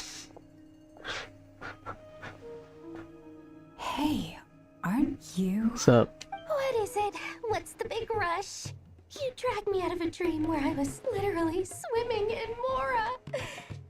I'm charging double my usual attendance fee. See, look how easygoing she is. After that rude awakening, she could have completely snapped at us. But instead, she kept it together and just asked for an extra fee. Dory Sangama Bay? I never would have pictured you two doing business together. Come on, it's Lord Dory Sangama Bay. If you want to make it big and not cry, it's all about connections. Lady Nefer just so happens to have a lot of intel that interests me. And she also did me a big favor in the past. It was back when I first arrived in Notcry. My trusty assistant, the genie in my lamp, had an adverse reaction to the Kuvaki and fainted. And when you know it, that's when I suddenly find myself in a life-or-death situation. Good thing my compatriot was there to swoop in and save the day. Hey, Port Ormos, let's go. I've been giving her a 30% discount off all of my goods ever since. Now, so that no one here feels left out, I'm willing to extend a 20% discount to fellow friends of Boss Nefer. Plus, any other friends you send my way will enjoy 10% off. What can I say? The great Lord Sangama Bay is nothing if not generous. So, let me guess. You've run into some trouble. I've got everything you could possibly need. And the more you buy, the more you'll save. You guessed correctly. What have you got in the way of survival gear? The one type of gear I've never been short on. What are you looking for? A jetpack fresh from the Academia's labs? An ancient suit of armor dredged up from the bottom of the sea? Academia's lab. That means Academia has been working on a jetpack. Probably still a prototype. What the hell? At the very least, I need to know what kind of opponent you're dealing with here. If even you're worried about staying alive, it must be pretty serious. What if I told you it's someone with the power to bring a nation to its knees? Is that so? Then we really are talking top-shelf treasures. I don't have anything like that in stock right now. I'll have to ask my supplier. Your supplier? A powerful woman, make no mistake. I can't reveal her identity, but luckily for you, I hear she's planning to visit Notcry in the near future. Skirt? Again, supplier, she sells stuff for Dory and that Dory will give her money so that she can interact with Tevat in a sense. If you're willing to wait, I can ask her when she's here. Can't say exactly how long that'll be though. Then let me put it another way. What would you do if you encountered an enemy like that? Roll over and serve yourself up on a silver platter? Of course not. I have a handy little trinket from one of my generous suppliers, which... Hold on. What exactly are you getting at? No. This is for my personal use only. Let's just say I'm borrowing it, all right? Just for insurance purposes. You'll get it back later. Favors are the worst kind of debt to owe, and now you've got a chance to repay one. A win-win situation, don't you think? Fine. You can borrow it for 5 days. No, make that 3. And for every extra hour after that, I'm charging you 1,000,000 mora. Deal? Is that some kind of artifact? Deal.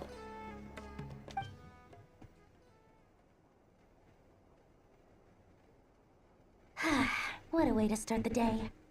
Now, was there anything else you wanted? Or can I go back to bed now?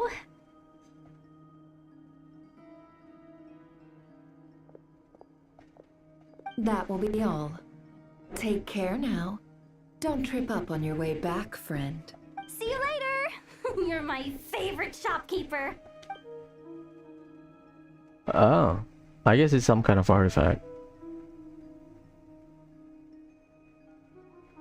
Excellent. Everything is well and truly ready. The ceremony can now begin. After initiating the ceremony, your minds will follow me wherever I go. You will see many strange things in your mind's eye. So remember, don't be frightened, and don't make a sound. Now then, let us peer into the Raker of Solnari's past. Interesting. This will be interesting. I guess we will go directly to Kandria.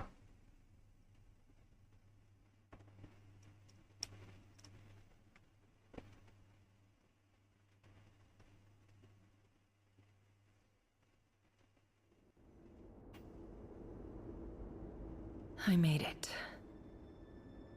Huh.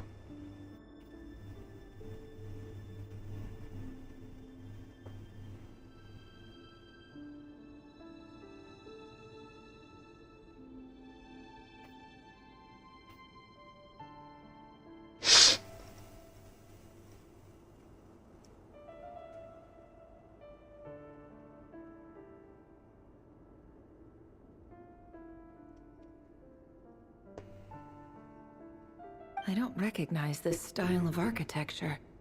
Must be Conrian. She's from Sumeru. She should know about the Valley of Dari, right? I think. Or maybe that's like hidden study in academia. It looks like Enganomiya design as well. Simple furnishings, table and chairs. It's a more ordinary house than I might have expected. Looks like the fearsome Raker of Solnari came from surprisingly humble beginnings. Unless this passed for luxury in Conria. Unlikely. It was said to be a very prosperous nation in its heyday. Anyway, I'll keep exploring.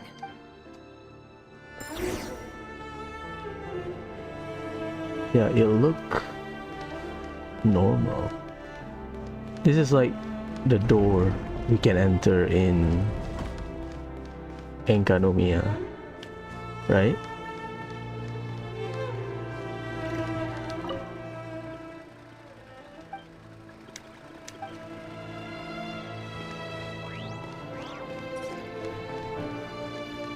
But no.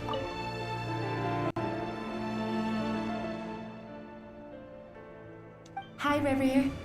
Since you're working extra hours tonight, I thought I'd keep myself busy by checking out that new kebab shop. I've heard good things about their menu. I'll test it out, and if it's as good as everyone's saying, let's go back together sometime. P.S. New stash from the Universitas Magistrorum. I brought some goodies home. A few teacups and a pin rack. Hope you like them. We heard that Universitas Magistrorum. They didn't sign their name. But they must have been close. Sounds like they were living together. So Lindis? I don't think there will be combat, but we'll see.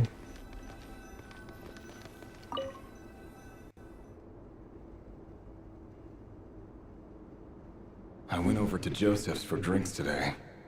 They have a fine collection, but I went alone. Felindis was tied up with something and couldn't make it. Joseph asked why I came alone, but I didn't really have an answer. He then went on to ask about other things. If you ask me, Someone who asks that many personal questions is too nosy for their own good. But if he invites me again, chances are I'd still go. The Lindis. That's the same name Rerir mentioned. Crane imports keep falling. If things don't pick up, we'll soon be back to meat and mushrooms only. Honestly, I'm not a huge fan of that new type of mushroom everyone's been into lately. Didn't it start out as a lab-grown variety? I heard it's even mildly corrosive. Seriously, why would you even eat something like that? Mildly corrosive. I don't care if it's an impressive feat of alchemy. That just isn't the kind of thing I like to eat. Okay, that's Kanria. Grain has to be imported, and they're eating a diet of mostly meat and mushrooms. Could it be because Conria is underground, so it doesn't get much sunlight? I mean, we kind of know that.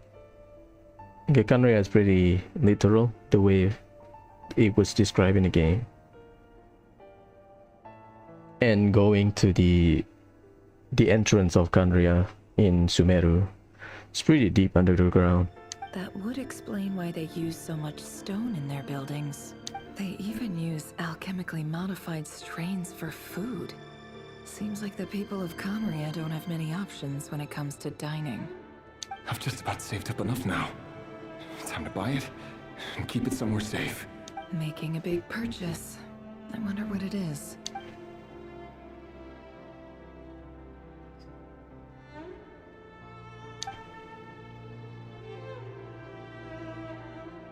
He really is a professional. No wonder he's so good at covering his tracks. Despite what he's become, it seems like he's retained certain habits, at least in this regard. Shallow indentation along the bottom. Did Rerir rip it out himself?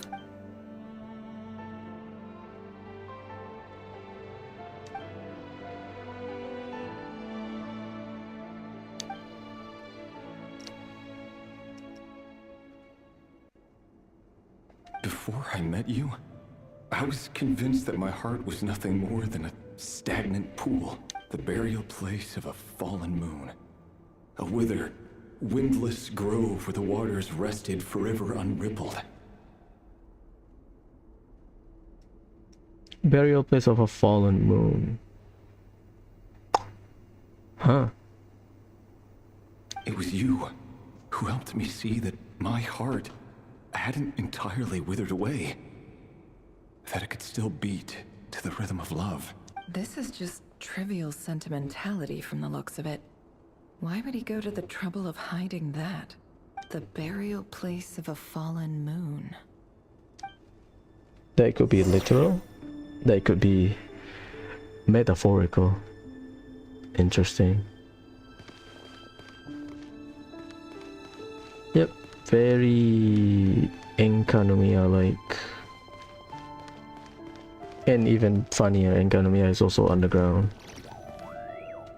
Makes sense. Rerir, over here. Oh, it's your boy. Dane! Oh, and, Vedaflin here? What a surprise to see you here, sir. Vertfulnir. Hello there, Rerir. You need not address me so formally outside of court. He doesn't get that much free time, so I invited him over for a drink. Even the court prophet deserves a break every now and then, right? Again, Vertfulnir is Dainsleif's brother, sibling. Well, I'm flattered. So, what are we discussing today? Hey, don't look at me. As far as I see it, we don't need an excuse to have a few drinks. Come on, don't give us that. Didn't you say you were about to pop the big question? How's that coming along? Who'd have thought the great Twilight Sword was an even greater gossip? I just didn't expect you to be the first one to settle down and get married, that's all. Yeah. If you told me that a few years ago, I wouldn't have believed you either. So, are you planning to come clean about your job then? I'm guessing you still haven't told her. Ah, interesting. Sure, I'll have to tell her at some point. But I'll need to pick the right time and place. To be honest, I have no idea how she'll take it. Come on, stop being such a pessimist. For all you know, she could be thrilled. I bet she'll be much more impressed by your actual job than the one she thinks you're doing now. So Dainsleif knows about Rarier's actual job. What is it? Why you have to hide your job? A member of the King's Guard. Quite the cover story. Does the king himself even know? Oh, so that's the fake job. Of course he does. Anyway, enough about me. How have you been? Me? Same old, same old. Nothing much to... Huh? What's up, Ved? It's nothing. Vedifulnir, Dainsleif's elder brother.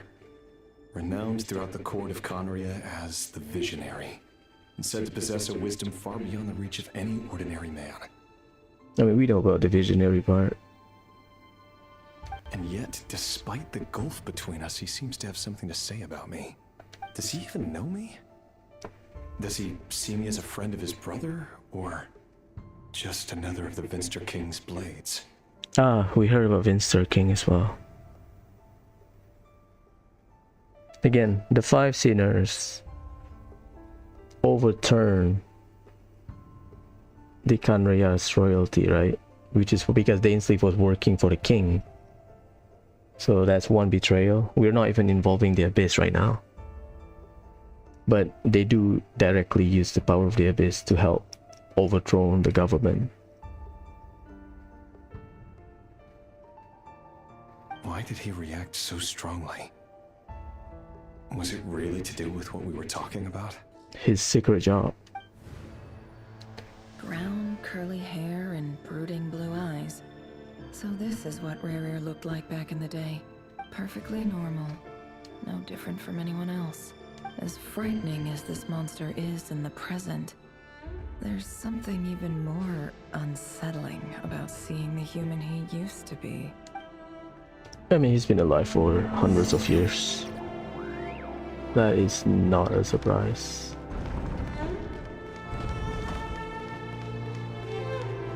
We are back to his room again.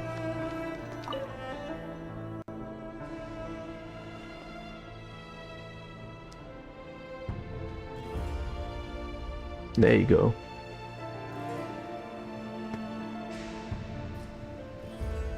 Felindis? You're back early? Our equipment's being serviced today, so I got off earlier than usual. How's your day been? Aw, why the long face? Is something the matter? Has your boss been giving you a hard time again? She dressed like Tiredis. I guess that's their traditional clothes. Went for a drink with Dane and the others after work. Isn't that a good thing?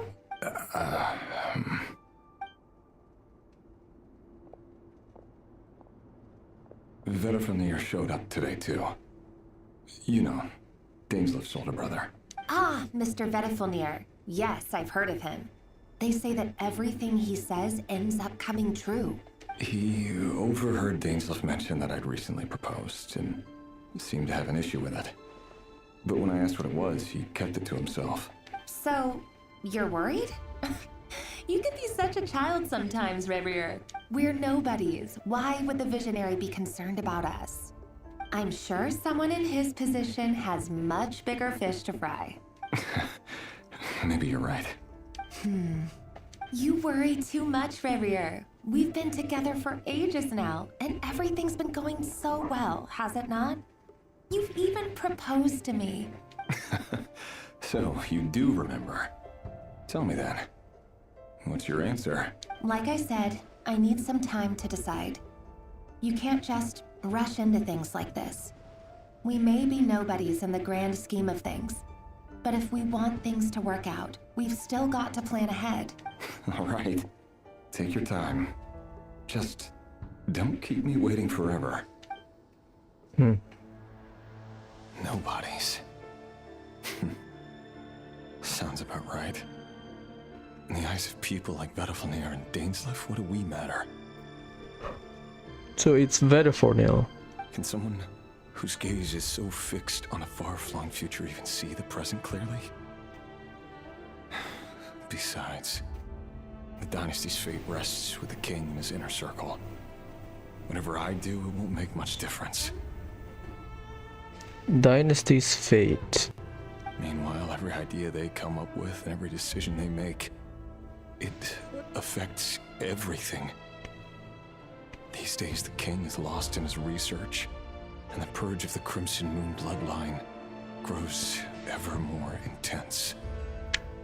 There it is. So the king is researching about something. Okay.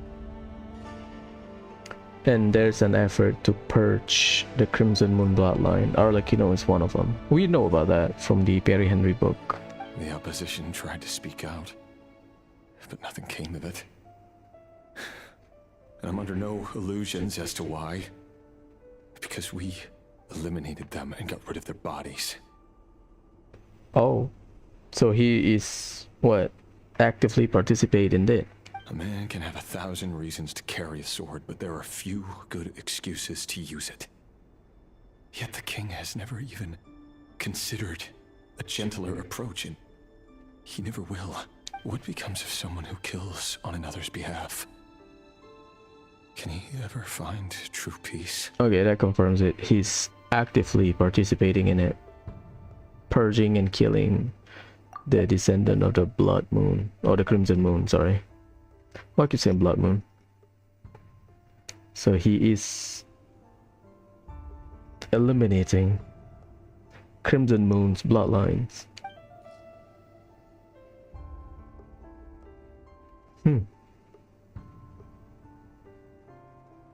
Thelindis,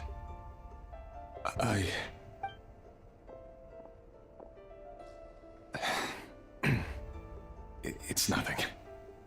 You were right. Fate has never smiled upon nobodies like us. But by the same token, it's unlikely to bear a grudge against us either. Oh boy. There's no reason we can't keep living happily together, cherishing the simple joys of each day as they come. See? You just need to stay positive, Revere. I can feel your warmth, your breath. You're right there, right by my side. Just seeing you makes me happy in a way I can't explain. And that's something that no one could ever take away from me. So smile, my love. Let go of that frown. You're right, Thelindis. I've just been overthinking things. That's better. Getting caught up about things like this will only ruin our evening. Speaking of which, all set for the ball tonight? I need to go get ready. You go ahead. I just have a few things to take care of, then I'll come join you. Even busier than the big shots, huh? Fine, I'll go get started. But don't be late. If you keep me waiting too long, I won't be a happy bunny.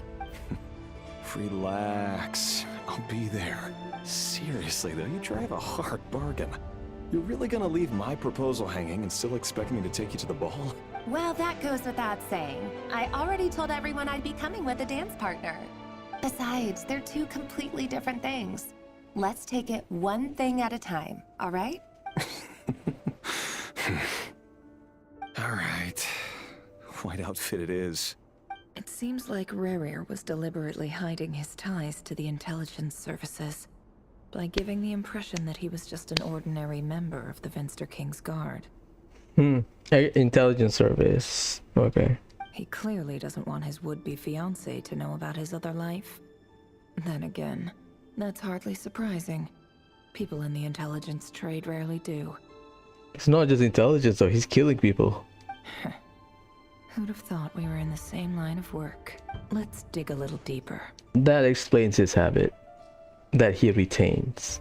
Like the way he carefully masks his scent so that people cannot trace him. Leave the hut. This is a hut? What the hell?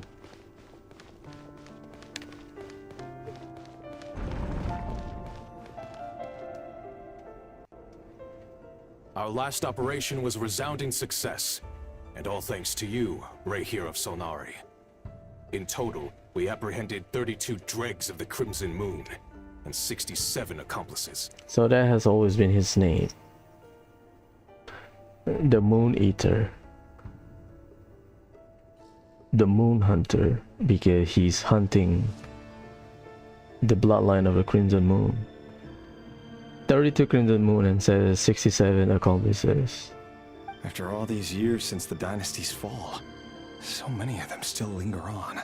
We know about that from the book Perry Henry. Indeed, it cannot be denied. Yet it was destiny that the Crimson Moon should be overcome by the eclipse, and that His Majesty, the all-seeing Vinster King, now guides our nation on the path to prosperity.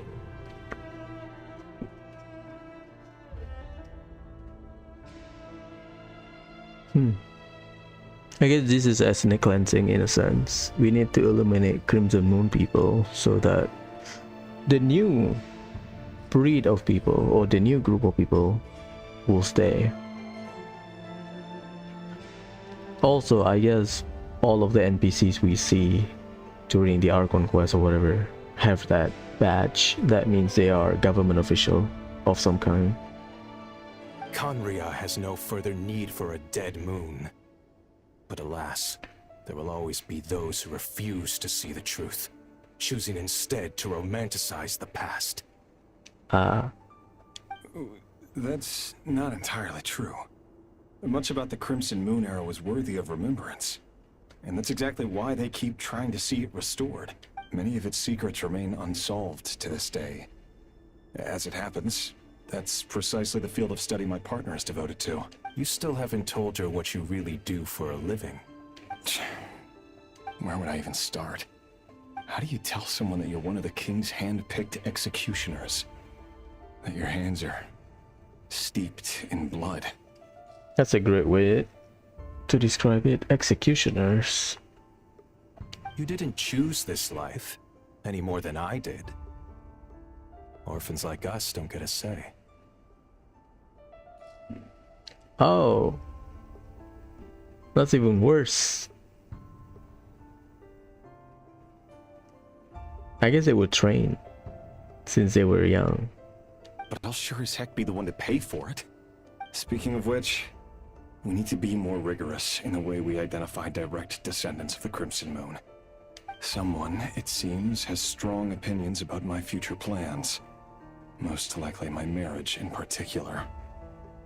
I have a feeling that we may soon become targets of the Crimson Moon's retribution. That's Verfornil. Furtherfornil? I don't know how to pronounce it. Strong opinion about my future plan. Yep. Your concerns are not unfounded. They've taken out many of our colleagues these past few years, and for that very reason. These are no helpless lambs we're leading to the slaughter. They're wolves in sheep's clothing. Take care, Ray here of Solnari. I look forward to toasting you at your wedding. Great care. Thanks, Thorkel. You look after yourself, too. So they're both orphans. Thelindis, I never wanted to keep this from you. You're the last person I would ever want to lie to. But that's exactly why I can't tell you everything. There are things you shouldn't know. Things you cannot know. The moonlit dynasties are a thing of the past. Yet even now, with the sun shining high in the sky, there are those who would call forth a dead moon's ghost. Could that be why Vedalfnir held back? Or was it because of some court secret he's not at liberty to share? I have to get a clear answer from him. No matter what happens, I will protect Thelindis. Rerir seems to be very concerned by Vedalfnir's reaction. Vedalfnir has or knows something about Rerir's personal life, probably related to his fiancée. Vedalfnir and Dainsleif, the Visionary and Twilight Sword. So that's what they were really like. I've investigated this whole area now. There doesn't seem to be any other memories here. Should I try somewhere else? Wait a second. What's this black smoke?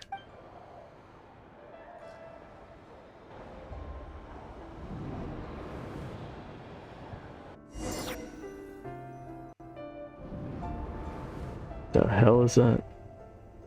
So, he's late after all. Just you wait, Rarier. You're in for it. Big time. Are you waiting for someone, ma'am? Could I tempt you into buying some flowers? Orlok. Oh, sure. Pick me out a pretty bunch if you would. Thank you. But I'm afraid none of them are as pretty as you. For someone so young, you sure have a way with words, don't you? His clothes are stained. Huh. I'm only telling the truth. Look me in the eyes. You'll see I'm not lying. The Crimson Moon.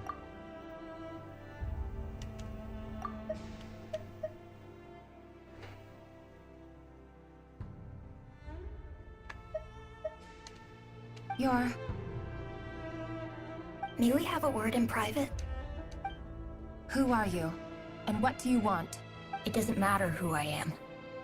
Too many of our kind have fallen lately, so I decided to take the risk of reaching out. Not long ago, the Ray here of Solnari led an assault on one of our strongholds. We suffered many casualties, and many who came to our aid lost their lives as well.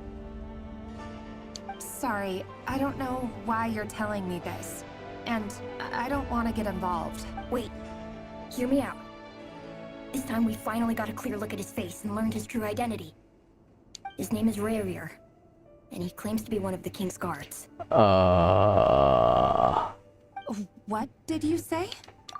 A cruel irony, isn't it? The man you're set to marry leads a double life as a brutal executioner.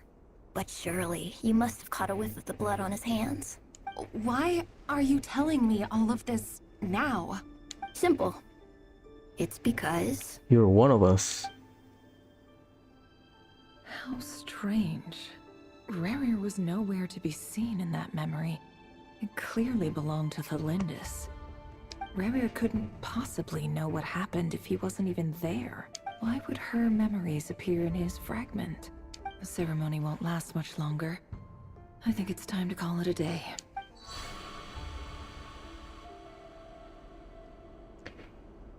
Damn, okay, that's how Thalindis knows. Interesting.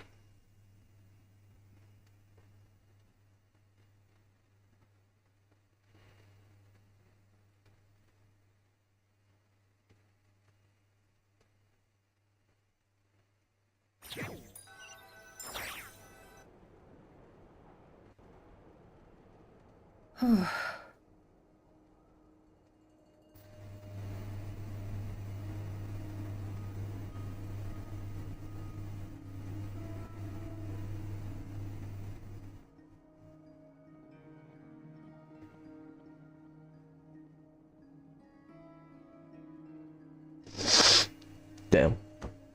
So that was your doing?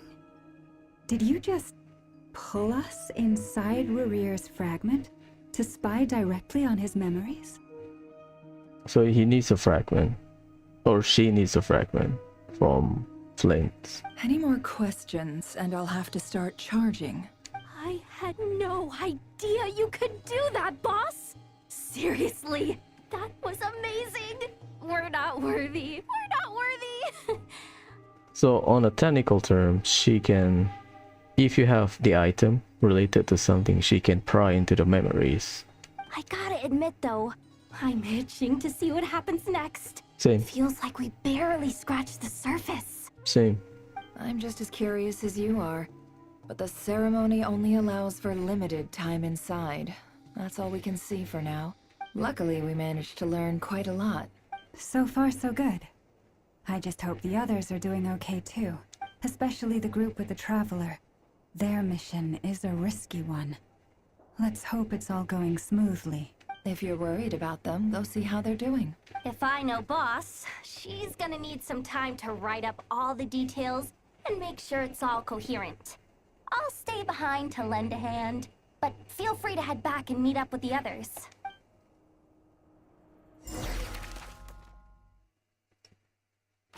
Thunderclap Reef. Oh, we are back. I like the doodles.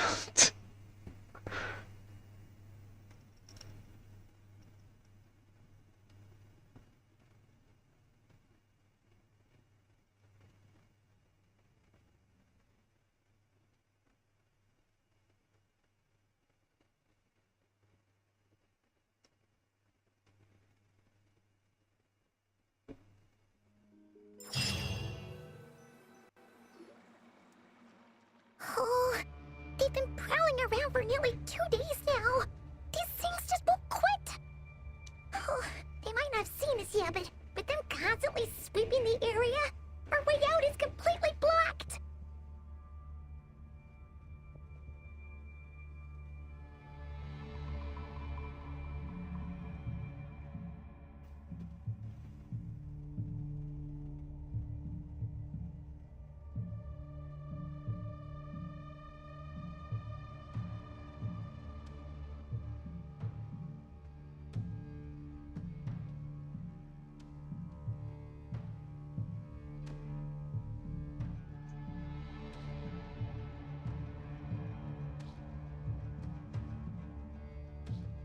Okay.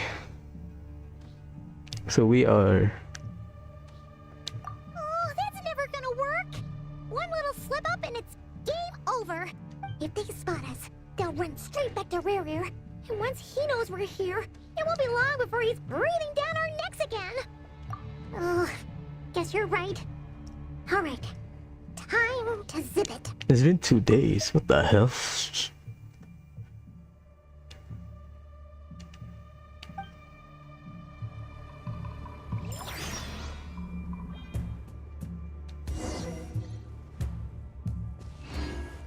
Quick, hide! We almost got spotted! Phew! That was a close call.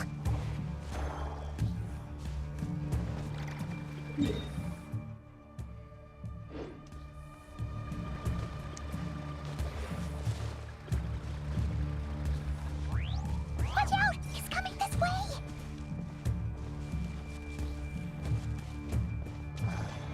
Keep going. We're nearly there. This is the final hurdle. Done.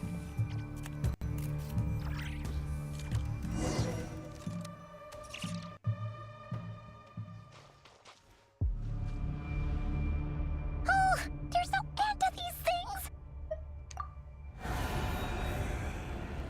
Yeah, we need help for sure.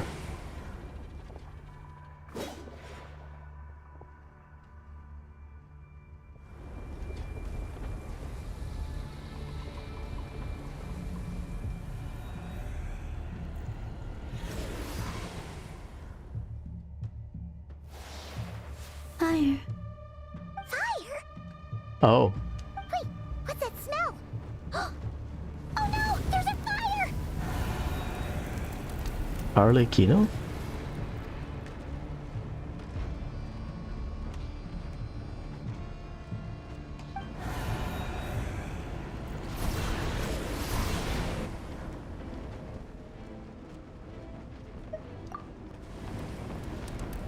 Yeah.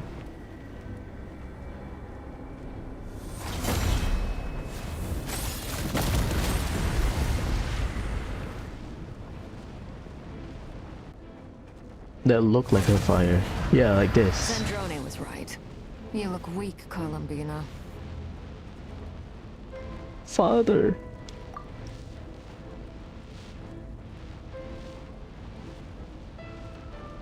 The old you would never have let such lowly creatures bar your way. Word has it that you did something for the Tsaritsa, and that's why you've lost most of your power. What was it? We don't know. Freedom comes at a heavy price, doesn't it? It's Arlecchino! You came! Hello again, Columbina. And greetings, guests of the House of the Hearth. That's a sick picture. Just sit in a fire. It's been a while, Arlecchino.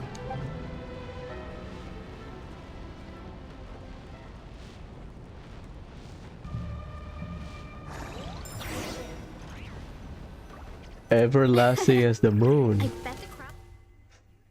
Hey. That's her burst, right?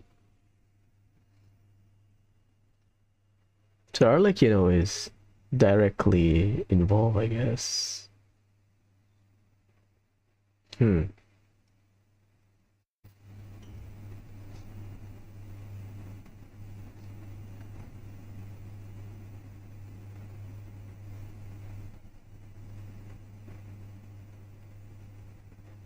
Arlecchino with a T.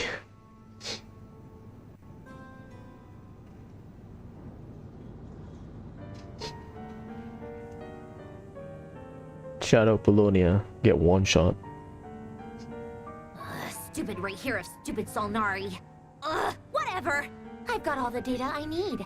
Next time we meet, you're finished. He sure doesn't pull his punches. Excuse me, do you need a hand? You can do me a favor by staying out of my way. Can't you see I'm busy? Wait a minute.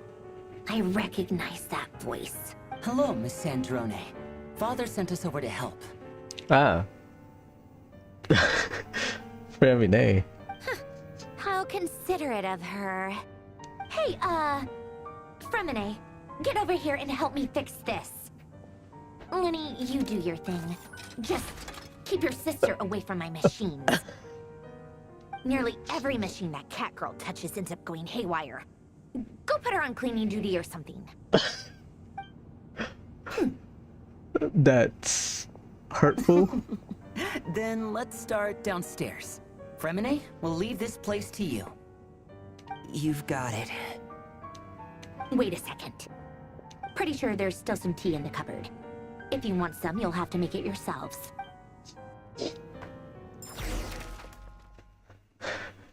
Secret base, finally, we're back. We don't see Yahoda's part. Not Yahoda, sorry. Varka's part. And I know. I like that. I wish there are Aino and Varka and the gang. We have Lauma. The Doodles. This feels like a mission. Because it's kind of coordinated in a sense. Oh, Arlecchino as well.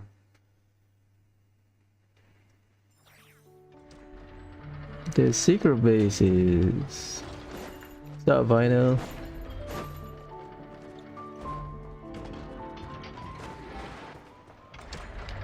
Granny, help me.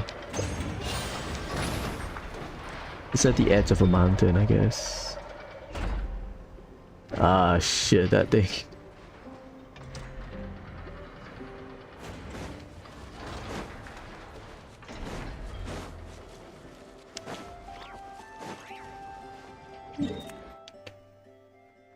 I guess that's a good place to be. Near water, anyone can have access to.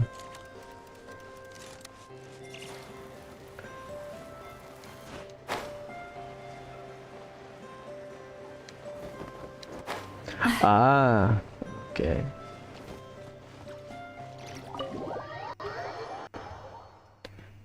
I know that. Okay, I've seen that entrance.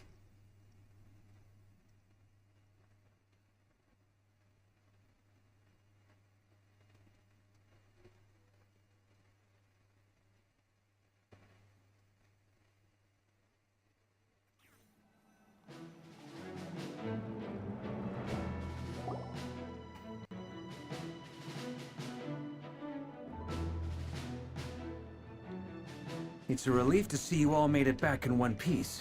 Thanks, bro. We almost died. Huh? Feels like there's quite a few people missing. Where's Flint's and the others? And what about Niffer? My first writing report. I returned ahead of them. Flint is helping Aino and Anefa to set up the decoys and buy some time. Ah. As for Miss Neffer... Boss is still wrapping things up on her end. She sent us back to fill you all in on the top secret intel we've been gathering. I see. Then let's get right into it. But first, who do we have here? You brought someone else in to help? Greetings. I was invited here to help as a longtime Tea Party companion of Columbina's. You may call me Arlecchino. Surely it can't be. Crimson Moon. Those eyes. Oh, where have I seen them before? Wait, of course. In those memories we just saw. The only Arlecchino I know is the fourth of the Fatui Harbingers. So either you share a pretty uncommon name, or you're more than just a Tea Party buddy. You are well informed, Grandmaster. A man from Mondstadt living all the way out here in Nodcry, and yet the people and affairs of Snezhnaya seem to hold a special place in your heart. Oh, the feeling's mutual. Sounds like you know all about who I am, too. Right? A Fatui harbinger. Yeah. The atmosphere in here just got really tense. Guess we can't just start trusting Fatui harbingers, even at a time like this. I must admit, though, I'm a little curious. Seeing as the moon goddess no longer belongs to the Fatui, what makes you so willing to put your neck on the line here? I'll guess. Arlecchino felt that she's involved because of the action of the person killing her people. Nor does Nodcry belong to Mondstadt, Mr. Varka. Yet still, you're fighting for it all the same. Things don't always have to have a tangible payoff. Sometimes, stopping things from spiraling out of control is a higher priority than chasing the spoils of victory. That's true. Of course, I can't say there's nothing in it for me at all. But that's between Columbina and myself. Forgive me. I don't mean to doubt you. It's just that the Fatui really have been the source of many of our troubles. We have our own way of doing things here in Nodcry. But ever since they arrived, the Fatui have treated us with nothing but hostility. I know there's been a lot of bad blood between us in the past. I've done my utmost to avoid friction whenever I could. But sometimes fundamental conflicts of interest simply can't be settled amicably. That's why I'm here solely in a personal capacity. This has nothing to do with the Fatui. As a gesture of good faith, I'll be frank. I can help Columbina track down the iridescent moon's marrow, which will help her restore more of her power. Anyway, what else is on the agenda? Let's begin. She says she'll be frank, then completely skips over the details. Looks like she doesn't want to give away too many secrets after all, but she clearly wants to change the subject. It'd be awkward if I tried to bring it up again now. I guess we'll just have to go along with it. She's the fourth of the Fatui harbingers after all. One look and you can tell she's not someone you'd want to mess with.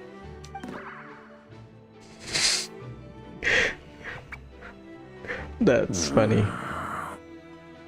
Well, since Miss Arlecchino sounds confident in her ability to handle that, we'll proceed to the next topic.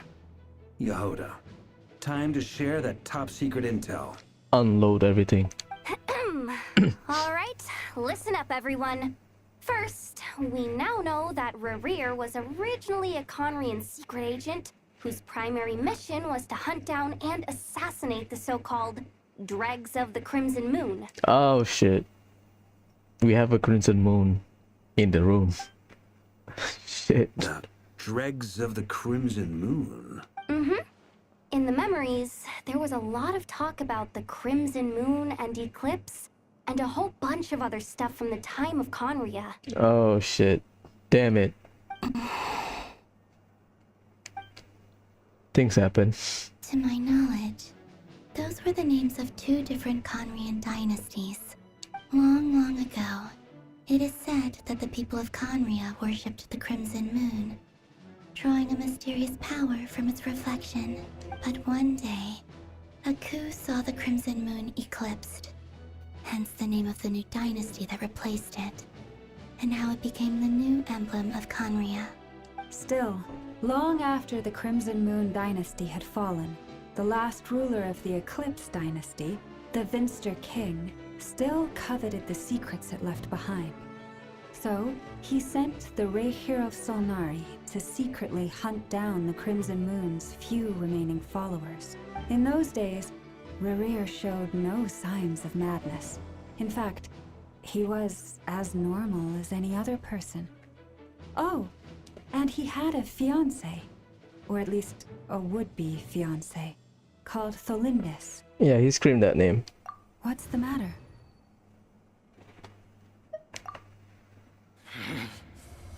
Verfnir, Freindaughter,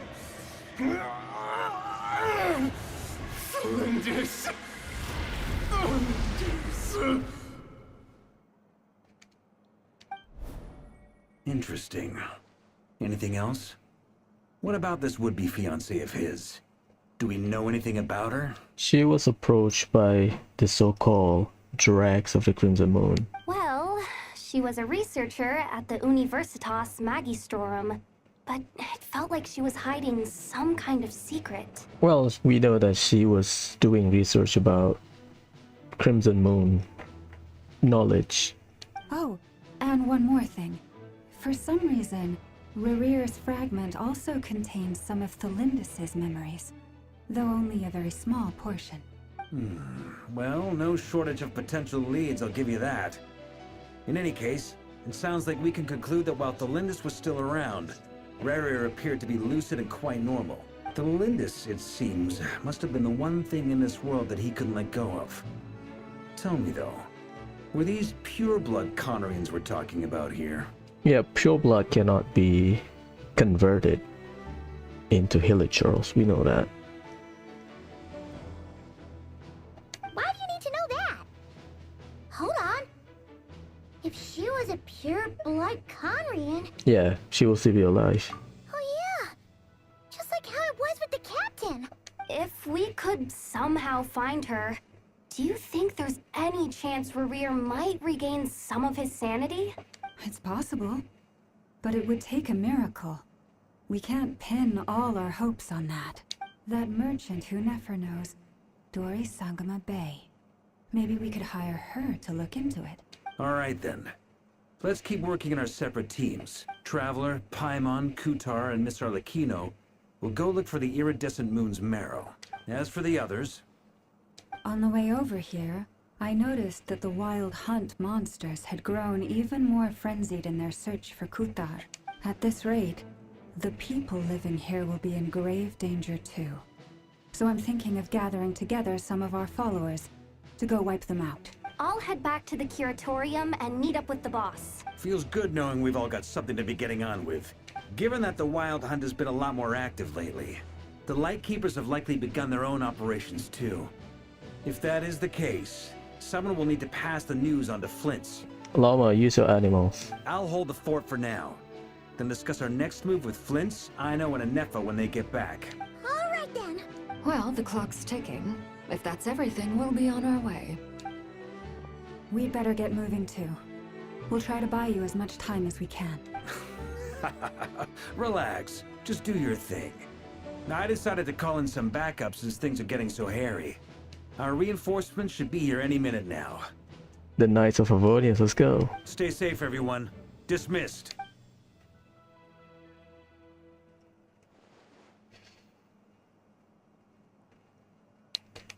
I'll say this. Varkar looks like a leader.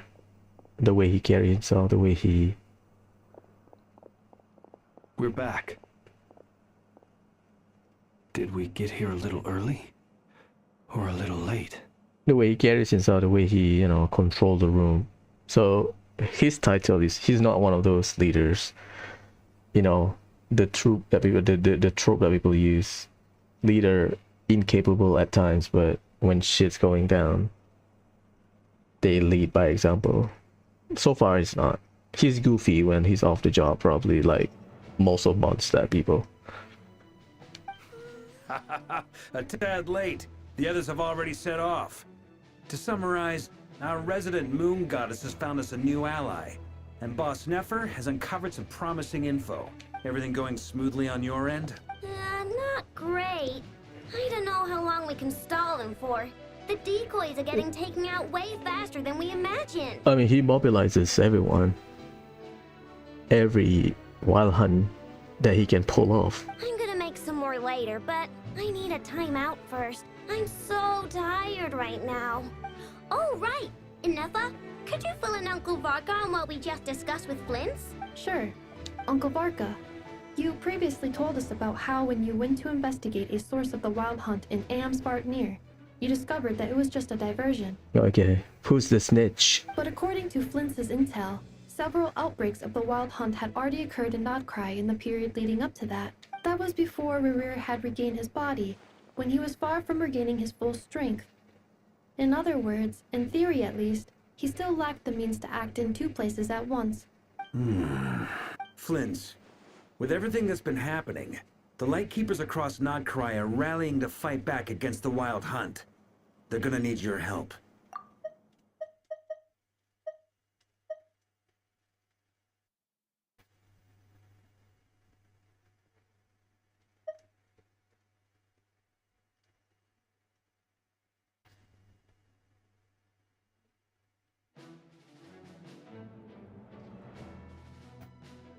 I know. I'm sure you're capable of coming up with something far more effective than decoys. But for now, you should stay here and get some rest. And Effa and I will head back over to Amsvartnir to see if there's anything I missed. I told you Uncle Varka would say that, didn't I? A deal's a deal. Not a word about my snack intake for the next week. Database updated. Reliability of Aino's predictions increased. What does that mean? They do like a bet.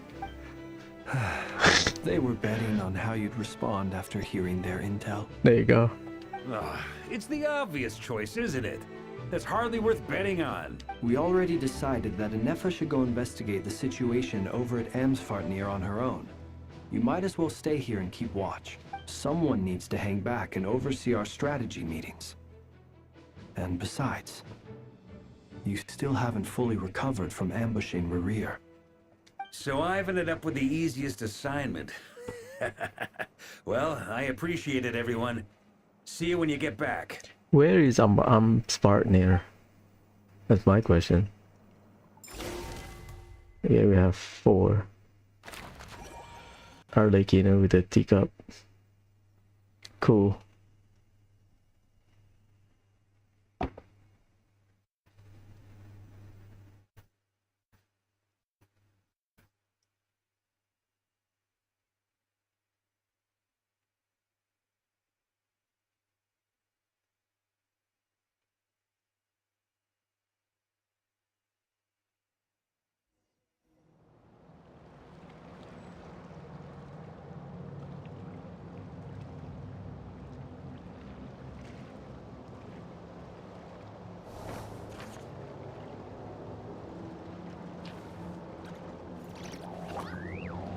Oh, we can use a map. I want to see the...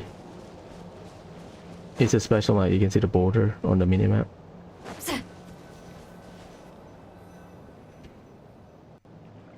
Where is... Here. This will serve as a good spot to cross over. Arlecchino, hold up a second. Since you brought us all this way, would you mind telling us what you've got planned? We still haven't got the slightest idea what's going on here. And if even Columbina doesn't know where the iridescent moon's marrow is, how do you? Simple. Because I am an inheritor of the royal bloodline of the Crimson Moon. And one of the last surviving embers of the 2 worlds' flames. We know that from his story quest. Huh? Are you serious? Isn't you a descendant of that Crimson Moon dynasty we were just talking about? The one from ancient Conria? No, not about her story quest. From the book. We kind of guessed that. Ember of the 2 worlds flame. Your surprise is understandable. I was also taken aback when I first learned of it. But the more I thought about it, the more I realized the signs had been there all along. When I was young, I discovered I could wield a very special kind of fire. It coursed like blood through my veins and smoldered away inside my nerves. What's more, whenever I experienced strong bursts of emotion or drew too deeply on this power, it was like some kind of presence within the fire would begin to gnaw away at me, consuming me from the inside out. Exactly. That is why my hands are like this too. At first, I saw it only as a curse, but once I became a harbinger, the jester apprised me of the truth.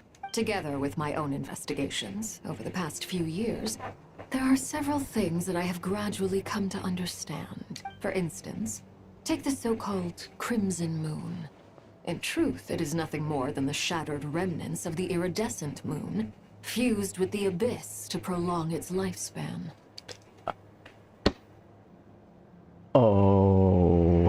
okay. So the Crimson Moon is originally the iridescent moon, or at least the fragment of the iridescent moon, fused with the abyss to prolong its lifespan. King Vinster was doing research on the Crimson Moon. What's the implication? King Vinster was doing research on the abyss. That's it, if I understand it correctly. Since this blood flame was bestowed upon me by the Crimson Moon, it is a fusion of the iridescent moon's former power and the corruption of the abyss. There you go. You all understand the nature of the abyss well enough. I draw upon its power, and in return, it hungers for my soul. This strange blackness is the mark of corruption it has left behind. If I recall correctly, you once told me that if the corruption ever made it to your heart, you'd become a completely different person. Yes, and that's the reason I'm always careful not to push my power too far. It's essentially a never-ending tug of war. Whew. Sounds intense. Does she have the power because of she's part of the royal bloodline? But she's also said surviving embers of the two-world flame.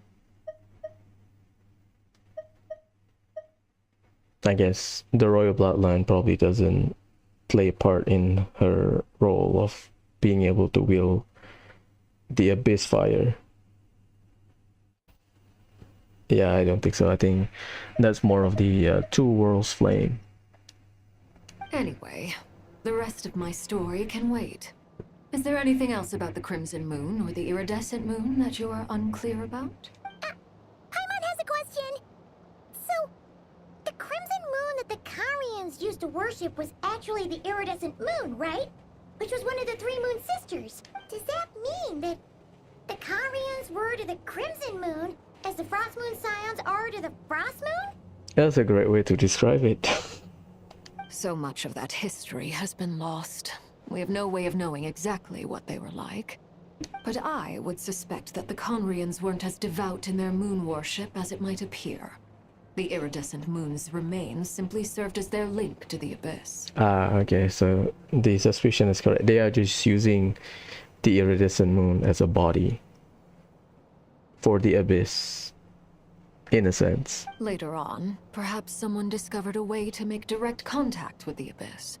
Or maybe there was some kind of ideological divide.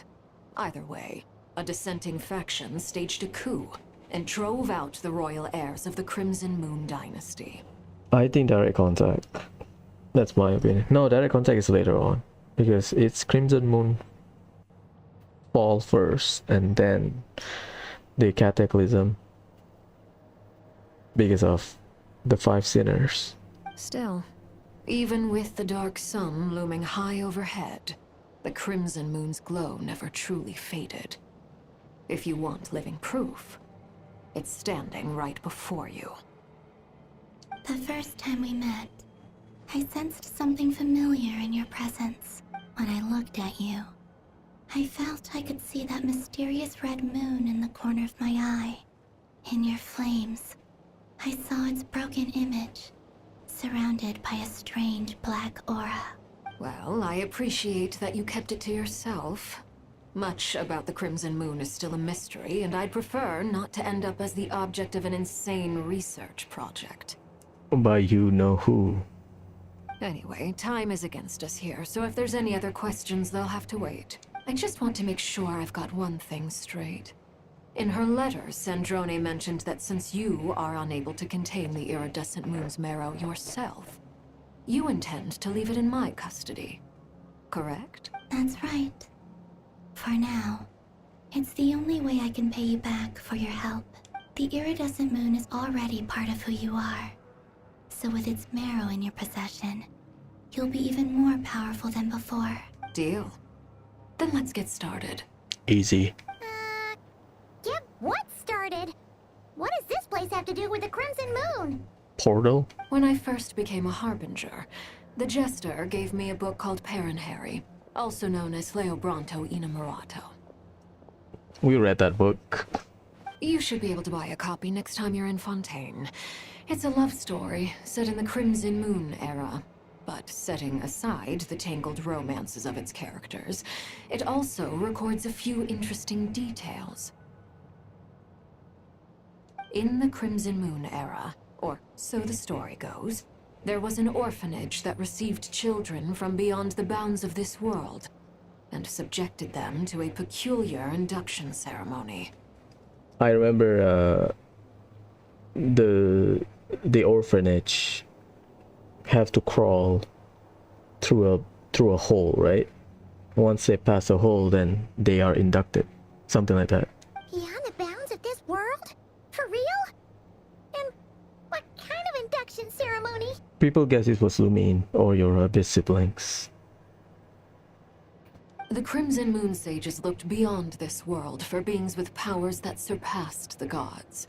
But fearing they might lose control, they subjected these children to a process of refinement. That's my guess. They made these children crawl up a fireplace and kept asking them, "Have you died?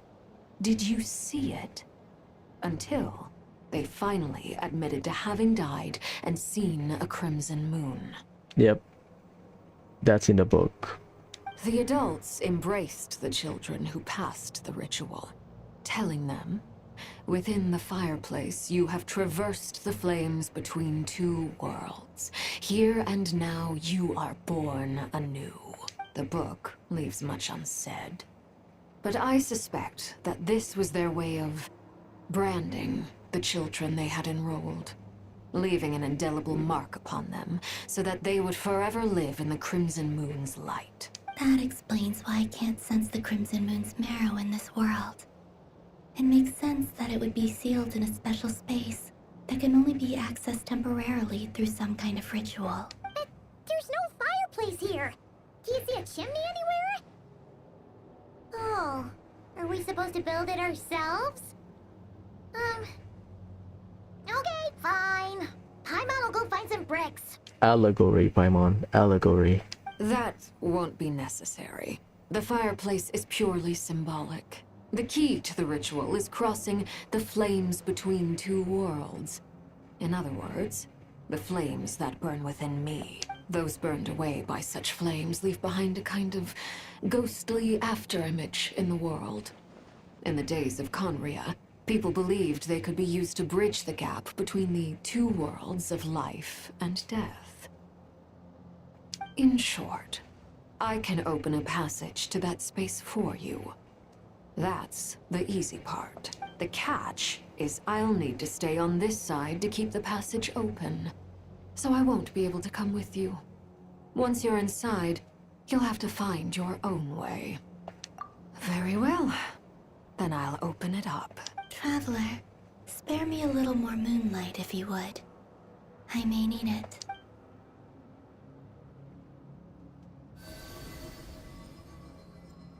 Thank you. I feel like I've recovered some of my strength now. It should be enough to move us across short distances and confront whatever dangers might await. Let's go. Is it a domain? Damn. Mistress of the seven hues of ages past, great mother of the present, crimson-clad sovereign of the two realms, by fire severed, by fire renewed, I offer myself now and beseech your descent.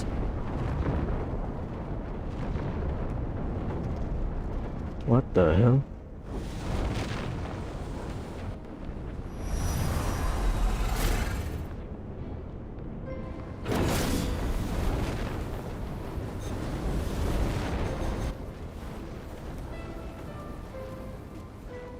That's cool.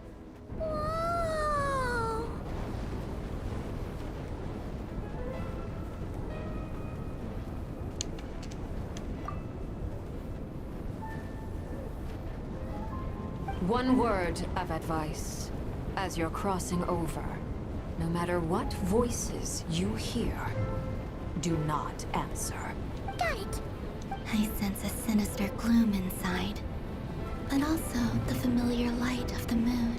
I feel that I'm about to meet an old friend who has changed beyond all recognition.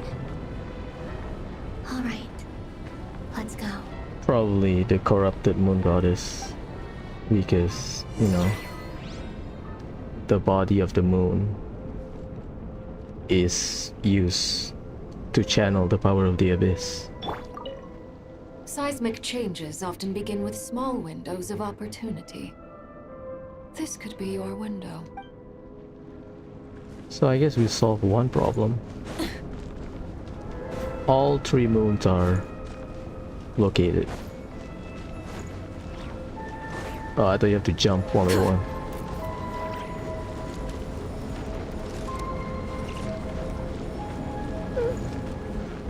We cannot see the map.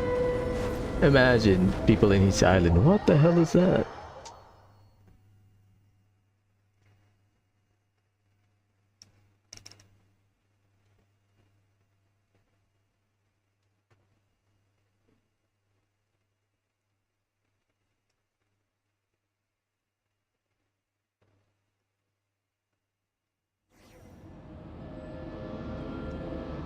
Everlasting as the moon. Oh, okay, is this, I guess we are going through the ritual.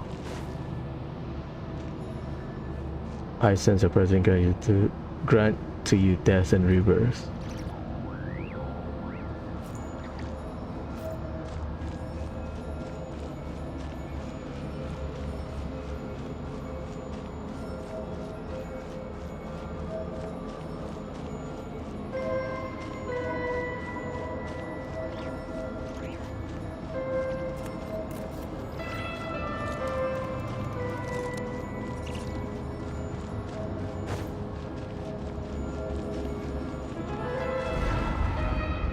Oh boy. Hey! Look up at the sky! A red moon! This must be the spot, right? Is that the abyss? It's practically filled the entire place! What now? What a tragic sight. Fragments of your broken body, seized by the abyss, and hung up aloft like mummified remains. Iridescent moon, was this truly what you wished for? Careful! There's something spooky about this place. Feels like something is lurking in the fog. Paimon's right behind you. Whatever you do, don't run off without her. Kinda scary. By the way, Columbina, didn't you tell us that the iridescent moon had shattered into pieces? The moon up there looks pretty whole, Paimon. How is that possible? The abyss wraps it around. Yeah. What's this? We have elemental coverage. We should be fine.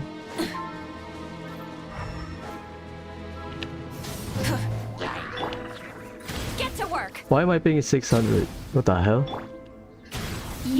300. I'm not surprised they are healer journals. 400. Yeah, it's gonna be fun.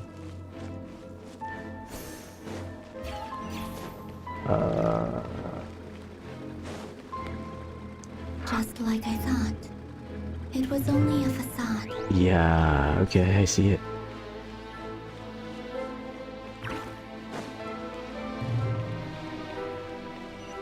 This place is corroded. Strike a pose! Fulfill our pact! Headbutt!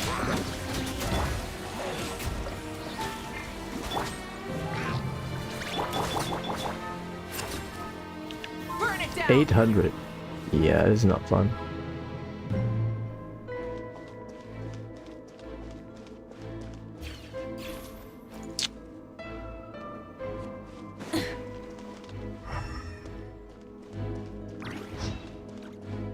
No, 900. Yeah, I have to wait. It's not my connection, it's server. Because streaming is still going. 400. 300.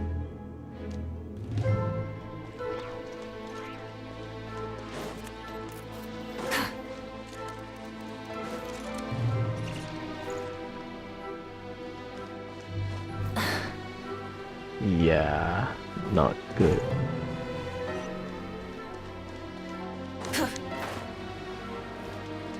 A ruin guard.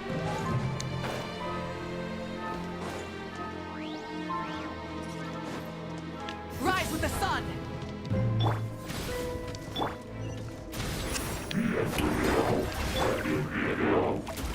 Get to work!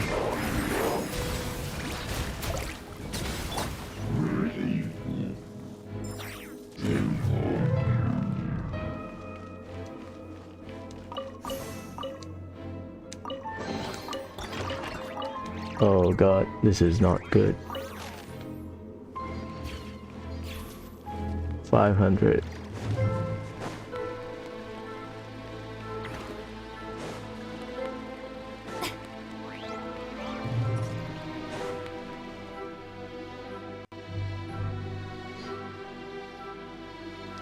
Huh?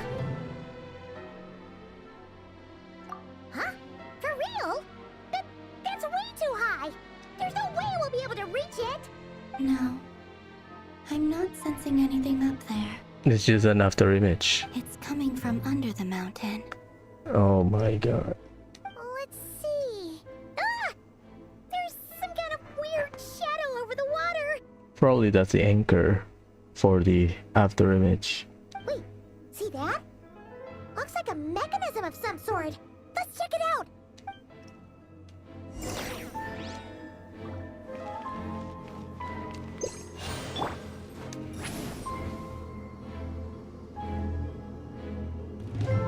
We have 304. 3, 4.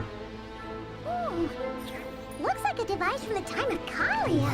Maybe people once came here to study the Crimson Moon's domain, and they left this behind. Oh, if we can activate it, we might find some clues.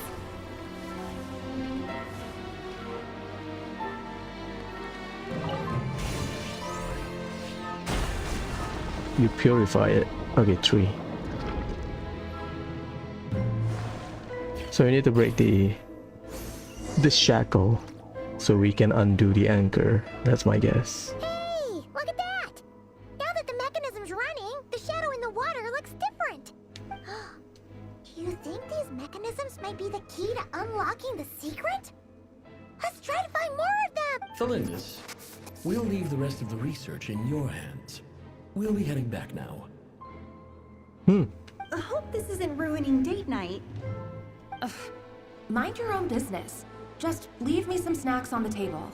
Felindus? Is that Rear's girlfriend? How come we're hearing her voice here? Oh yeah. So, do you think she was studying this strange space all along?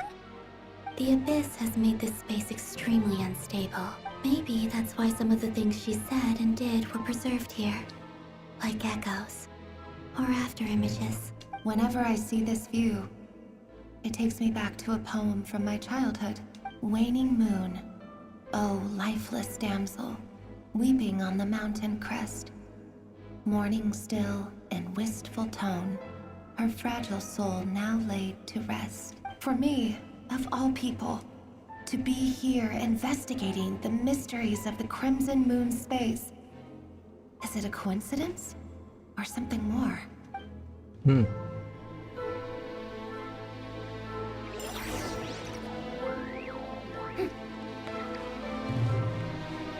I'll say this. This is like Enkanomia.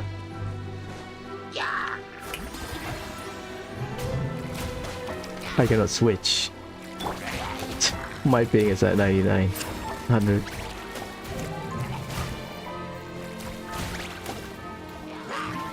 Light it up! Finally. Yeah, combat is gonna suck. Yeah, this tree is in Enkanomia, right? The landscape looks like Enkanomia. Fair enough. Boy, it's Shackle. Oh, looks like the Abyss has messed up this mechanism. We need to find a way to get it working again. Let's see if there are any other devices nearby. You need some kind of purifier. Shower me with praise!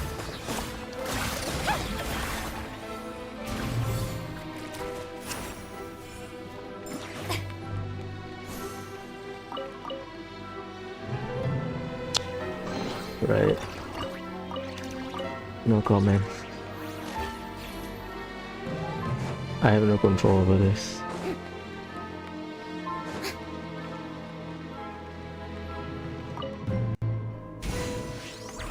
Purify that one.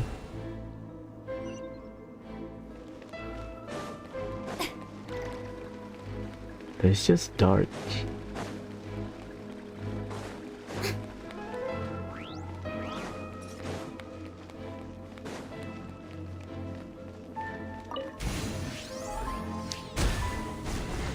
Second one.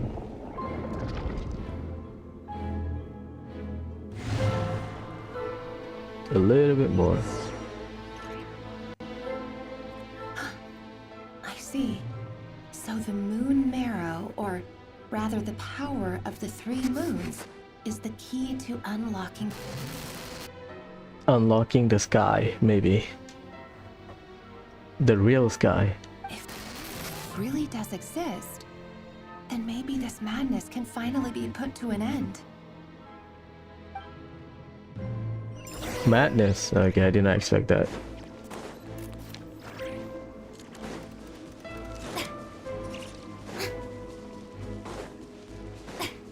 It's red though, like Bakunawa.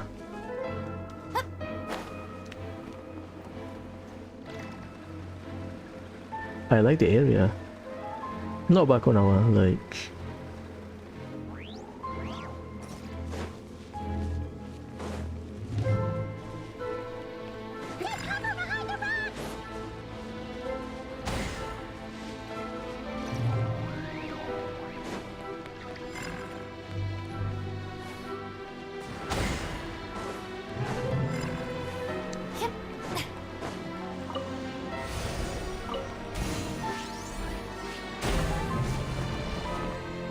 like Mirjivari.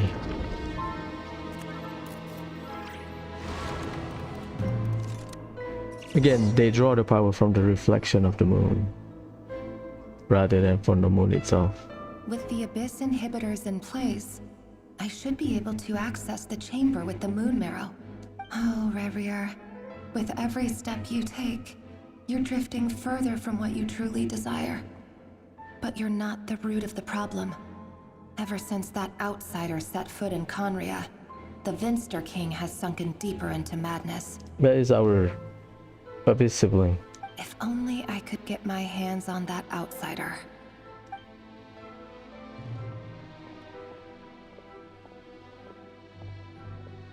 Is it not? Hey look! The moon's reflection is back to normal! Elendis' voice mentioned a chamber with the moon marrow. Do you think maybe it's hidden in the moon's reflection? It must be. For within it, I sense the fragile aura of a dying soul. Oh my god. Then there's no time to lose! Let's go! Imagine, right? Boss battle. Do I have to swim? No. Oh boy.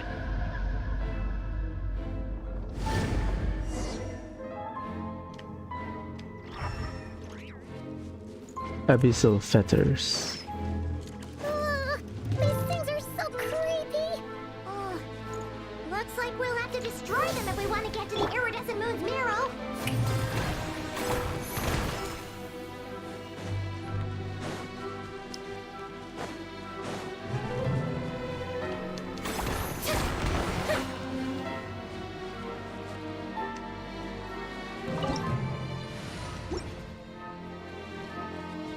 That must be the iridescent moon's marrow! Oh, we'll need to destroy these things before we can reach it! It is high though. Oh shit. Strike a pose! Fulfill our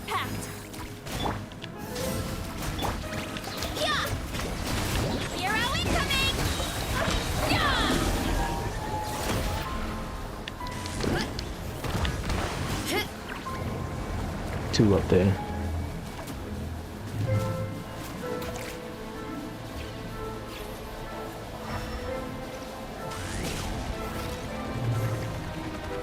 Imagine if there's a note or some shit behind here. Hurry up, Brassa!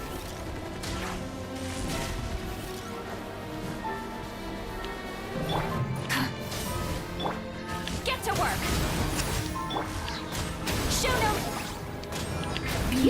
I switched to Furina. I don't know, I had double cast it. Oh god. Wait again. Hero incoming! Boost!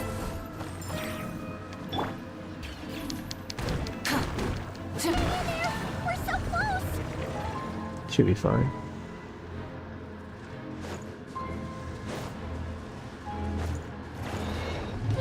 Rise with the sun!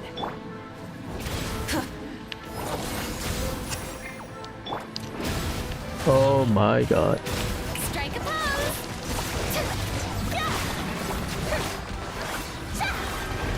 Damn. Purify. Damn.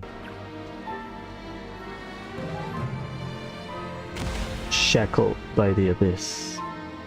And corrupted. We finally did it! Yeah, that was stressful. The ping doesn't help. The iridescent moon's marrow, still burning away like an undying flame, yet now contaminated by the abyss. It has taken on a new form entirely.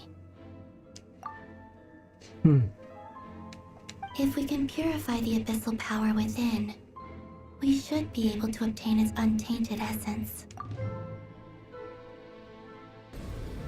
Absorb it.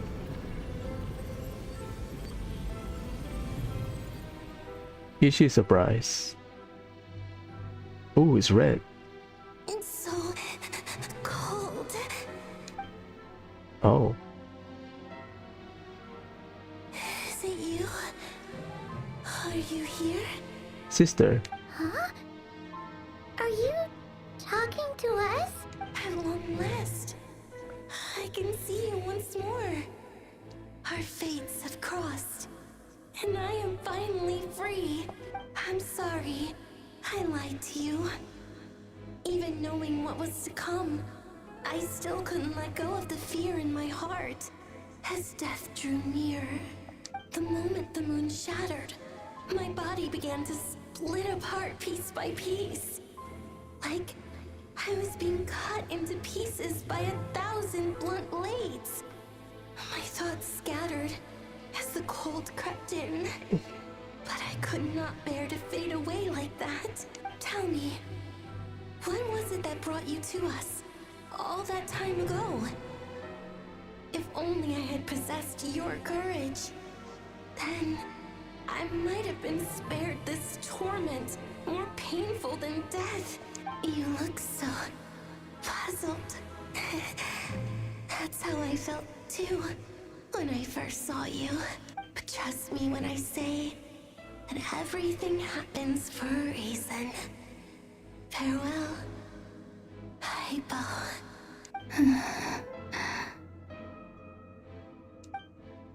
What was that all about? Was that the goddess of the iridescent moon? It sounded like she was speaking to a long-lost friend. But none of us have ever met her before, right? Columbina. Perhaps. She took me for the goddess of the frost moon she once knew. For a fading soul like hers, our auras must be too similar to tell apart. But anyway, we've got the iridescent moon's marrow now. That should help you regain your strength, right? Alright. Time to leave this place and meet back up with Arlecchino. Let's go!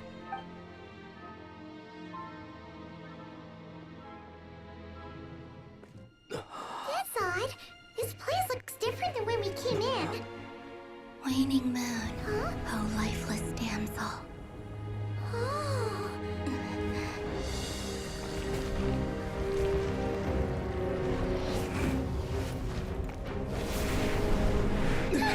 Hurry! The place is collapsing!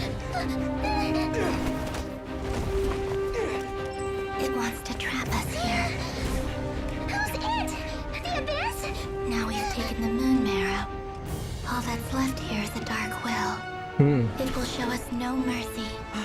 Give it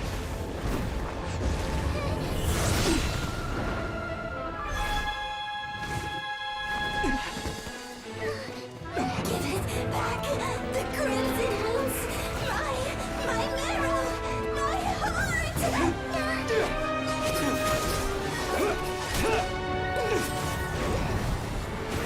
Okay, Serena off-fielder, Columbina off-fielder.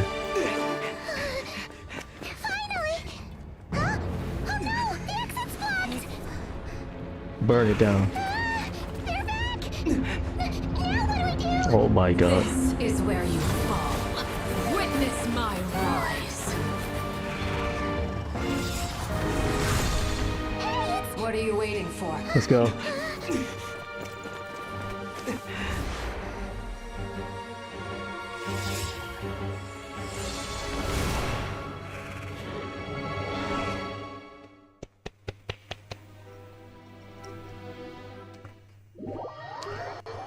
Damn.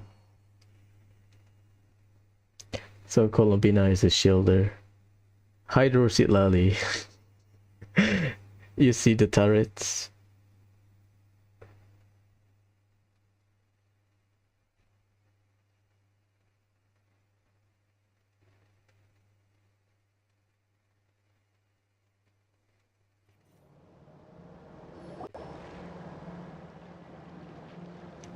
Yeah, that's great. Intense. We've been to the Abyss multiple times. We made it! Or at least places contaminated with Abyss. Gets me every time. I feel like unease and nervy. Was that you, Arlecchino?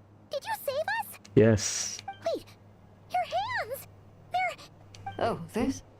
Don't worry. It's a small price to pay. Oh my god. The Abyss wanted to trap you inside, and I defied its will by bringing you out. No wonder it's a little angry. No. I have paid the price, albeit a small one, and it cannot be undone. My hands have already fused with the Abyss. Purification would simply destroy whatever's left of them. Ah, it's like a disease then. Not disease, more like cancer. You destroy it.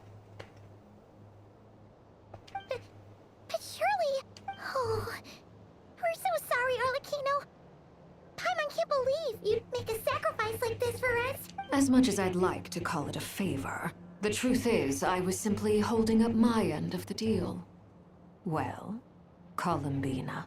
Yes, you did your part. And as promised, I will leave the iridescent moon's marrow in your care. From this day forth, may the two worlds' flames burn ever more brightly.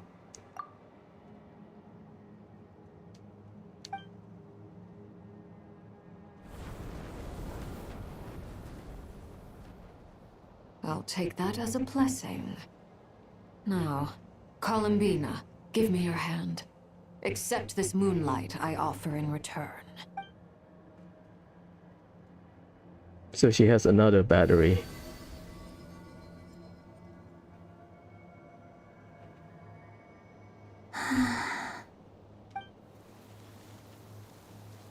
No, it bloomed. Feeling stronger? Hey, Columbina, are you okay? I'm fine. Our powers are a little at odds, that's all. By the Frost Moon's authority alone, wielding the power of the other moons was always going to be a stretch. Still, I think it's fair to say that your strength has returned. At least to the level it was at as Third Harbinger. Damn. It's still not enough. There's no way I can hope to challenge Rayrear like this. Just one more ray of moonlight, if you would. It's okay. I can take it.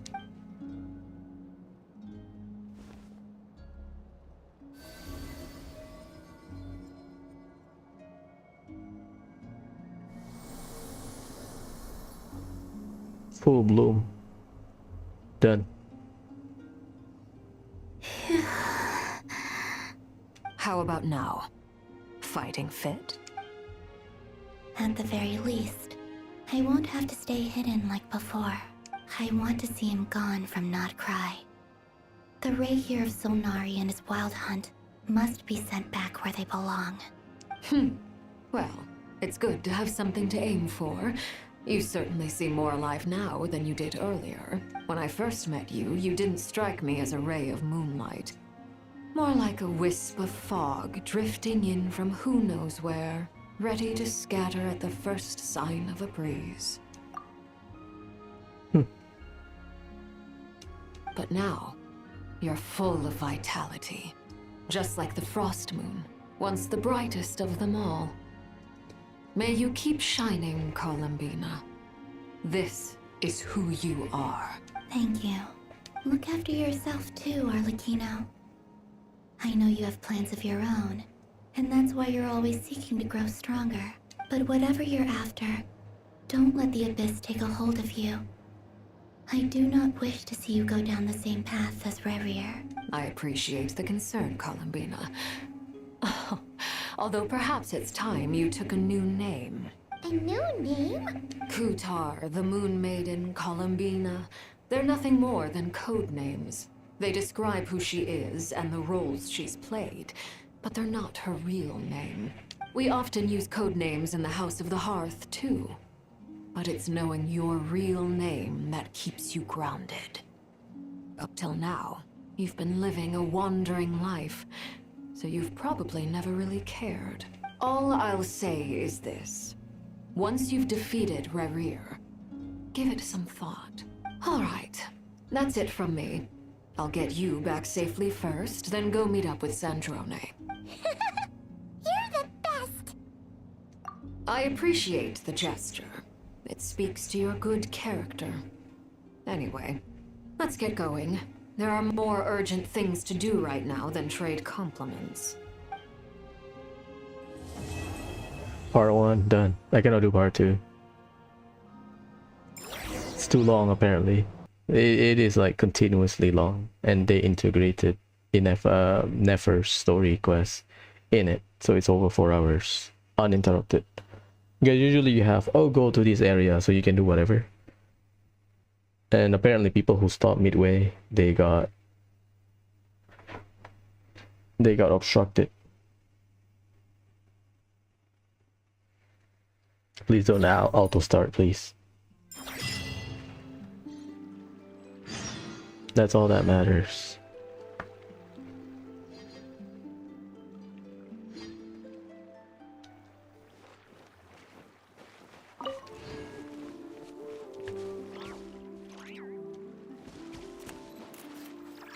Yeah, I don't think it's that a lot. So the base is here. I cannot go to the base. 4. An elegy for the faded moonlight.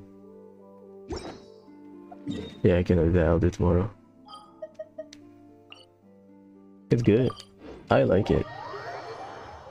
Oh, okay, it's not that long. It's over 2 hours. Closer to 3 hours. I don't know why the ping is spiking. See, now my ping is not long. So it's either I do it tonight, which means I will have to stay up, or I'll do it tomorrow morning. Again, I need to do Abyss.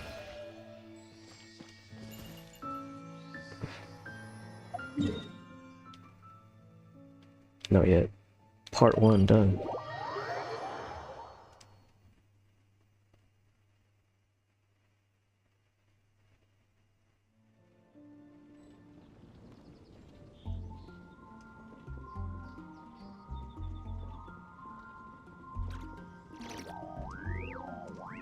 We are good. I think I'll do it tonight, hopefully. If not, tomorrow. Highly likely tonight. I want to finish it.